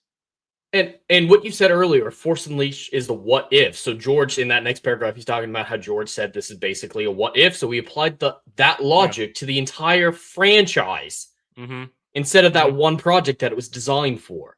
Yeah. This whole canon is ambiguous, eye of the beholder shit is nonsense. And at the same time, any true Star Wars fan knows you take sometimes the thing George says with a grain of fucking salt. Because George will say some stupid shit. Dre knows this as well as I do. George has a history of contradictory statements about Star Wars. For example, when they always want to, all the stands want to break out the quote. Well, George's quote, remember, when you're making this, make it for 12-year-olds. He told that to Ron Howard during Wing Solo. Remember, this is for 12-year-olds. Dre, what did he tell Carrie Fisher when they were making A New Hope? She was basically saying to take this joint seriously. That's what we are making A New Hope. Oh, no, no panties in space. There's no underwear in space. Oh, no underwear. Oh. George made a movie with Carrie Fisher's big old boobies bouncing all over the place. Sure did. That's not for 12-year-old boys. That's for men. Oh, that's for grown men. That's for grown men. Baby men. So George didn't make this for 12-year-old boys. He told Carrie Fisher, you're not going to wear a bra because there's no bras in space, but I'm doing this because I know your big boobs are going to fly all over the place during this movie when you're running around. Do you know the trivia I learned this week makes that so much funnier? Sports bras were invented by NASA to keep boobs in place in space. Man, so you can't take George may be the creator, but not everything he says can be taken as gospel because he contradicts himself all the time. It's about what's released. Creative comments are very low on the hierarchy of canon. Like J.K. Rowling talking about wizard poops. Do you guys remember that? Yeah, they magic it out. Yeah, they just shit their pants and magic it away. It's never in any of the books or extended material that she's written. She just tweeted it. Yeah, that's not canon. It's canon when she writes it in. Same thing with George. It's canon when he actually publishes something or makes a movie. And that's when it matters. And then it's canon when it gets retconned. When something gets retconned, then the latest additions are the go-bys. That's what you hold to the letter of what is currently canon. That's why I said you go in this one. The events of the Clone Wars are canonized further in the EU when the Mortis arc becomes the crux of this entire series. The events of the Mortis arc, the killing of the son and the daughter and the father, and we learn that Abeloth was the only reason that the son and the daughter existed, to keep her in check whenever she poked her head up. You don't. But here's the thing that a lot of people are missing. But the issue here is that the only reason but this conversation is coming up because of canon is because Disney has completely butchered it in so many ways that now that has to be the question that's asked of how does canon work. And I love me some Sammy Dub, but what he's saying is word salad. This is word salad. It's no different. True. It's no different than Freddie Prinze Geller. Freddie Prinze Geller when he mouths off his dumb shit. It's no different. I sat there at Dave Filoni, who sat there at the feet of George Lucas, and he told me this. Dave Filoni, as it says here, is supremely unconcerned with contradiction because Dave Filoni wants to deconstruct George Lucas' Star Wars and rebuild his own, as we've seen him do for the past 14 years. Yep. Culminating with Mandalorian and Grogu, the Acolyte, and Andor, and all that bullshit. Contradictions are not a good thing. Narrative consistency is a valuable thing for immersion, if nothing else. But these people don't realize it. And this argument that he's using, I mentioned at the beginning, this Yeah. is the identical argument that the Netflix people used to explain the recast from Henry Cavill to Liam Hemsworth. They said, we're changing the storyteller. It's now Nimue or whatever, the Lady of the Lake telling the story versus the old guy. And so she imagines him as younger and hotter Geralt than the other guy did. Yeah. It's But all that eyed still beholder. doesn't. Okay. Let's just take that for face value for the sake of this conversation. Then how am I, as a reader or a listener of the story, able to follow what's actually happening? Anyone? As I'm saying, like if you're going to tell a story that in most cases is linear, but everyone is telling a different version of it, which one am I supposed to follow to know who's going where? That's ridiculous. I'm gonna give you a very extreme example, but here's a very extreme example. Okay, let's take the Bible for instance. The Bible is essentially a collection of 66 different books from the perspective of different people that saw the same events. Even if you look, especially in the New Testament, Matthew, Mark, Luke, and John, is literally them repeating the same thing over and over again. Here's the problem with the idea that it's all different, it's all narrative, it's all blah, blah, blah, blah, blah. They're all saying the same thing. They just have a different perspective on how they view the events. The story is remaining the same. They saw Jesus, he healed They're just the sick, focusing closer on certain things. On certain things different priorities. because of their backgrounds, because of the backgrounds of who's writing the book. Some of them were fishermen, some of them were carpenters, some of them were physicians, some of them are looking at it from a different lens, but they're telling the same story. These morons here are telling a different story and are claiming they're using the same lens. They're playing a game of telephone and there's no telephone. And this whole premise even starts, Jed, with the dumbest idea of, were her lightsabers blue or green? They were blue. They were just blue. There's no arguing because with they were that. handed to her. Canon. She had walked away from the order. She comes back, and Anakin hands her 2 new lightsabers because guess what? Ain't no kyber crystals lying around for her to build new ones. So she was just given because guess what? A Jedi having their own custom personal lightsaber, that's a big deal. But sometimes, as Attack of the Clones showed us, sometimes you get handed the spare. Yep. There are spares hanging around because lightsabers, that's a problem that the Clone Wars fucked around with. Kyber crystals are not sentient. They're not. Rocks, Clone Wars implied that they're sentient? I don't Yes, remember there's that. a whole arc where Yoda takes a bunch of the younglings, David Tennant's in that episode. They take them to Ilum. Ilum. They take them to Ilum. And they imply that the crystal chooses you. No. Oh, I don't remember that Harry Potter shit. I remember. They're all sitting there. I remember they're like getting visions and shit. No, they're sitting there, and the crystals like float to them because it's the one that chooses them, and that's your crystal. They did that shit. Somebody tell me I'm wrong. Somebody tell me I'm wrong. I'm pretty sure. Look, I try my best to push that episode out of my brain because look, I like the idea of Ilum, and I really like the idea of having Ilum is real. A Ilum prime is real. location. I think Jedi Fallen Order did I like a better Ilum a lot. job. Yes, I like Ilum a lot. I think having a very legitimate sacred place and where you get your kyber crystals and everything, but the idea that they're connected to the Force and that they're talking to you is absolutely. Well, listen, here's the thing. Kyber crystals aren't native to Ilum. There are other stores around the galaxy. That's just a giant aspect. I mean, Jed, you play Sword Tour long enough, you're going to go to Ilum. You go to Ilum. There's a lot. It's the post main storyline mission where it's a lot of good stuff. Right? And it was originally built as the PvP planet where everybody could fight it out in there, but no one ever wanted to really do that.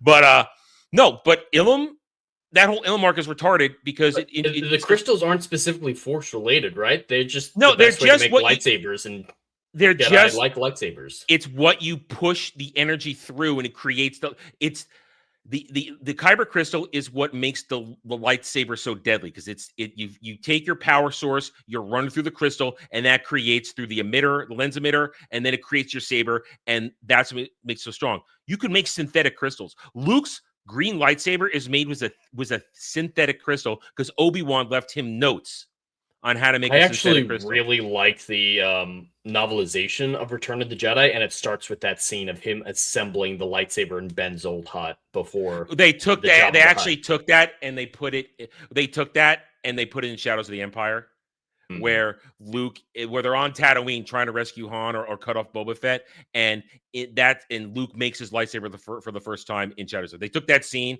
and they put it in Shadows of the Empire.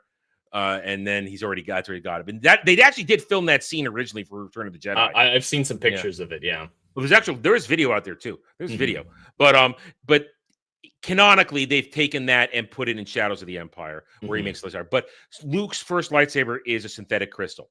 But the kyber crystal it's an inanimate object. It doesn't have a will of its own. That's why crystal bleeding created by Disney to make red kyber crystals is bullshit because the color doesn't matter. The only time color mattered was for 5 minutes in KOTOR where the game needed to explain to why you chose your class as either Warden, Knight, or Sage. It's just like a sigil, or like it's just color representing a group. Yeah, but that was the only time. After that, everybody ran away from it. It was only that one instance. But stands and fake fans will latch on that color has meaning.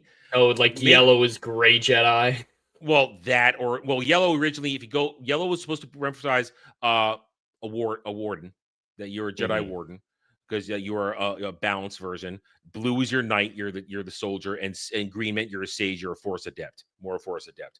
And then purple is balance for Mace Windu. All kinds of stupid bullshit they apply to colors. Colors are meaningless. Samuel Jackson is badass. That's all purple means. Here's the thing. That's exactly what it means. A color of a crystal for a Jedi is meaningless. Red means something because you're a Sith or a Dark Jedi. They go out to get it. You find it. The Sith just want red. Yes, it signifies it. There's no otherwise. bleeding. Anakin would have a red lightsaber after he killed youngling. He's Vadering. Remember, he's Vadering. And that's why the Acolyte is bullshit, because they show the bleeding happen for the first. No, you don't corrupt the crystal and break it and make it red. That's not how it works. That Disor is bullshit. And that's why canon matters. So this whole thing starting with the blue and the green, she was just handed a pair of lightsabers. There's no story where she has green lightsabers. When she made her own lightsabers, or originally, yes, she got green kyber crystals. But then she was made a couple green, handed blue, and then she made white later on. And she found some white crystals, some white silver crystals. That's what she did. You may not like it. I don't like the white lightsabers personally, but that is what the Disney canon is. Yeah. Listen, I can't have a fugue state and pretend they were blue the whole time. Yeah. So this whole thing starts on a stupid question, but then breaks down the fact that this whole point is trying to tell me that canon is from the eye of the beholder. No, canon makes something legitimate. It is where you pull the information from. And when you constantly break it apart and change it, it loses all meaning. There must be a single source where it comes from. And only as long as the original creator is involved, what they say goes. That becomes canon. Once they either pass away or move on or hand it over to selected people, and I say that knowing that, yes, George sold it to Disney, but then they didn't take any of his advice or anything. Then they threw everything that he helped create out. That is why I will say, and Jed can back me up on this, and so can Dre, that's why after Gene Roddenberry passed away, those who worked with him, those who helped expand Star Trek in TNG and DS9, that's canon because they carried on Gene's vision. All these authors here, Aaron Alston, he has passed away. He's no longer with us, but Alston, Denning, Lucino, the best at their word at this point. They were the best out there. They understood George's vision, which is why their names are the most frequented on all these EU novels as you get into the 2000s. Because they got it. They understood it. They understood it better than Timothy Zahn got the ball rolling. But guess what? He's not the best Star Wars author. Troy Denning is leagues better than Timothy Zahn. He gets it even better than Timothy Zahn does. But they adhered to the canon George laid out. They didn't change it. As soon as Disney got their hands on it, they changed it. That's why you asked this stupid question. Oh, what were color her lightsabers? Because that scene is Disney Star Wars, Jed. That's Disney Star Wars at that point. It's not George Lucas Star Wars anymore. So you start asking us, well, what happened here? But you cannot disregard canon. And at this point, when somebody who's been given the IP starts to disregard it, then it is up to us to say what is the canon. And fortunately, if you are a Star Wars fan, we've got hard evidence that tells us what the canon is. We've got something to fall back on and point out this is where it says it. I know Sam Witwer, he says a lot of stupid shit concerning Star Wars. He's a good voice actor. He's a decent actor as well. And he clearly loves Star Wars. I will not deny that. He loves it. But this is not a good look. He's a company man. Oh, he's become a company man through and through. Yeah. Oh, absolutely. Absolutely. Because everyone has become a company man. They all have got down their knees and sucked the primordial penis of the mouse. So it's like it pains me to hear him talk like this, but I don't know if he's under threat. I don't know, but it because for me it seems out of character. That's all I'm saying. But yeah, so it could be under threat of like, hey, say this or else, or we'll never let you voice act in Star Wars again or whatever. So this, like what he's saying is absolute nonsense, and it's a real shame that this came out of his mouth, and it's a real shame. Yeah, I'm not pleased. I'm not pleased at all. Yeah, and honestly, how much more Maul can there be? How much Good more Lord. Maul can there... Good Lord. What a waste. That stone is dry. He's a two-dimensional character to begin with, and they bled him dry. It's not even the fact they bled him dry, Jet. It's because we wanted more, because we felt like we got shortchanged, because he was really cool and Ray Park was underrated and finally got a really good gig at being in Star Wars, and everybody loves Ray Park. That's why. If it wasn't for the scene at the Duel of Fate scene, no one would care about Darth Maul. Let's tell the truth and shame the devil. That scene, which was the best scene in Episode 1, that's the scene. That is the scene. Yeah. And which launched everyone's careers. So absolutely, Liam Neeson was already a star. Liam Neeson was a star, sure, because he did Schindler's List. But outside of that, he wasn't an action star by any means. No, he started to do the action movies after that. You are correct. Yeah, after he started doing then he's doing Batman. Then he was doing Taken, all that stuff. He became a old man that can just whoop on. I love Taken. I love the first one. The first one's great. It's one of my favorite movies of all time. That's one of my favorite movies of all time. So that's why, because we got shortchanged, because we wanted to see more of Maul, and he got killed. I said killed in the first movie. Yeah, and so therefore the clamoring of the fan base to see more, and then there was definitely a novelization about his upbringing, turn to the dark side, blah blah. Yeah. But this is why I have to give. Man, geez, I'm just in the mood to give grace.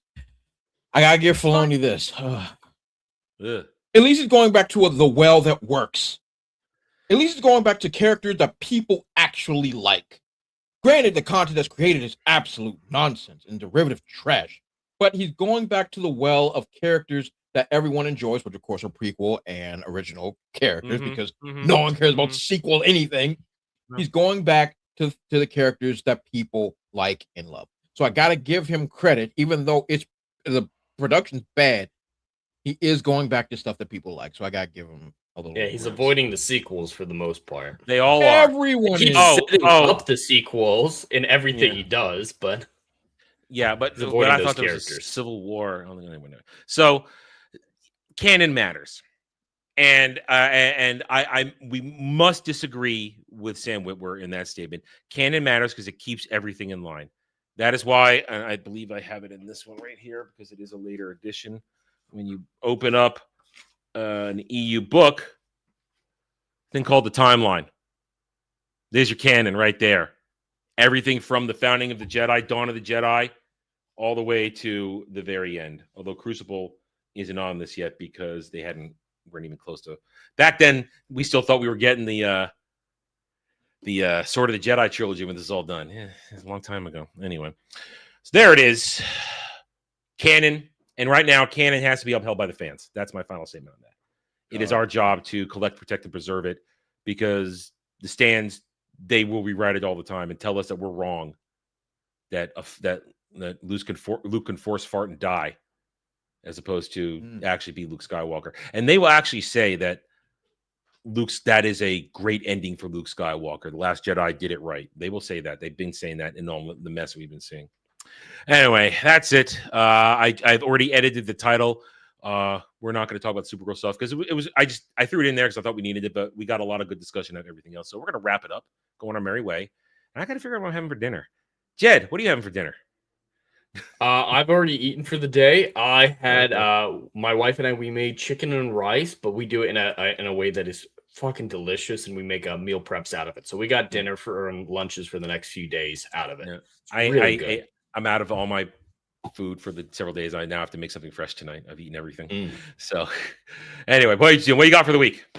Well, everyone can find me on YouTube at The Endless Frontiers. I will be live tomorrow night for the Right or Flight podcast, only 2 days after the last one I did because of how my schedule worked out. But that'll be tomorrow night at 7 p.m. Eastern. I'm sure we'll have plenty of things to talk about. And yes, Chat Choose Your Own Adventure will finally return. I had to take a break for a couple weeks from that, just with all the work stuff. My schedule's been absolutely insane. But we're going to bring it back and have a great time with that segment. Other than that, just Crimson Desert whenever I get a chance, probably Thursday night, and Saturday Night Drive-In this Saturday at 6 p.m. Eastern, but Adam will talk more about that.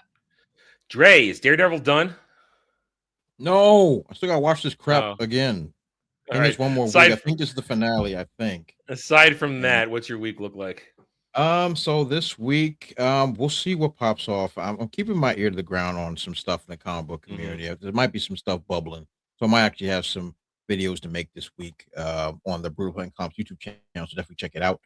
Follow me on X Twitter at TheBrute00, and of course check out my website bpcomics.io. Where you can see all my comic book work, all my voice work, all that great stuff. Do those great YouTube things, like, comment, subscribe, and share. TMNT, unfortunately, we're in outros. We're done. You'll have to go watch the replay. Yeah, you're late. Sorry, we are done, my friend. But the stream stays up. I don't unlist these streams. Play this, I'll stay there. So anyway, as for me, we're gonna try and get back to normal this week. I've been kind of on a semi-irregular schedule for the past few weeks. I've been dealing with some stuff. I've basically been hiding out in Crimson Desert, which is a nice place to hide out. But we're now in the waning stages of Crimson Desert, so it's kind of winding down. I need to get back to regular stuff. We are now building towards the Day of Doom in about, what is it? In 20 days. In 20 days. The day 22 days. I'll be there before then, but the Day of Doom is about 22 days away. Where myself and several others, Jed included, he'll probably be holding the camera. You coming, Dre? Oh, absolutely not. I cannot be seeing what you do. We will be in Galaxy's Edge in Disney World, where I will be pretending to be a Stan for a couple hours on camera as I do stupid shit because you people paid for it. You paid for it last year around this time when we did that whole thing. So we will be filling the promise made a year ago for the Day of Doom. We'll be talking more and more about that as we get close to it. We'll give you guys exact times, schedules, when it's going to happen, this and that. As for this week, as I said, we're getting back to normal. The Daily Dive should be making a return this week. Maybe not tomorrow, but definitely this week. We'll get back to normal. I'll be getting back to making regular videos again. I've got a bunch of ideas. I hope you guys will stick around and watch them. We're going for some evergreen content as well. I'm looking at making more of that. I'm gonna try and keep up with Crimson Desert. We'll be playing Crimson Desert tomorrow night. We're pushing through. I got to try and finish it. I've got to finish it before I go to Florida. I've got to. I have to do that. I have to get it done. I cannot be having. Listen. I'll get the shakes if I go away for several days and I won't be able to play it. It'd be bad. It'd be terrible. So, join for Crimson Devil streams, other streams like that. This Saturday Night Drive-In this weekend, we are doing Tom Cruise, Emily Blunt, Edge of Tomorrow. Edge of Tomorrow. Yeah. She's going to yoga her way into that scene. It's going to be glorious. Yeah. Anyway, join us for that. Has Jed seen it? Oh, of course. This is one of those times where he's seen it. I've seen it a lot. Many times. Okay. Yeah. I got my copy. It's on the shelf and it's not leaving the case. It's right there. I know where it is. Join me, you filthy old bastard. It's in alphabetical order. I know exactly where it is on the top shelf. Right there. Edge of Tomorrow. Mine's in alphabetical order too. That's Yeah, not Live, Die, Repeat. I go with Edge of Tomorrow because that was the original title. Anyway, so we'll be watching that 6 p.m. Eastern this Friday on my channel and Jed's channel. And then we'll be back here next weekend for another roundtable. Unless I have to cancel it for my haircut. Hopefully not. Hopefully everything goes to plan on Saturday and I'll be able to do everything normal this Sunday. Anyway, thank you everybody for joining us today. We hope you had a good time, whether you're new to the channel or an old standby. Hit those like buttons, subscribe to the channel, join us for other live streams and videos, and we'll catch you guys next time. Until then, take it easy, everybody.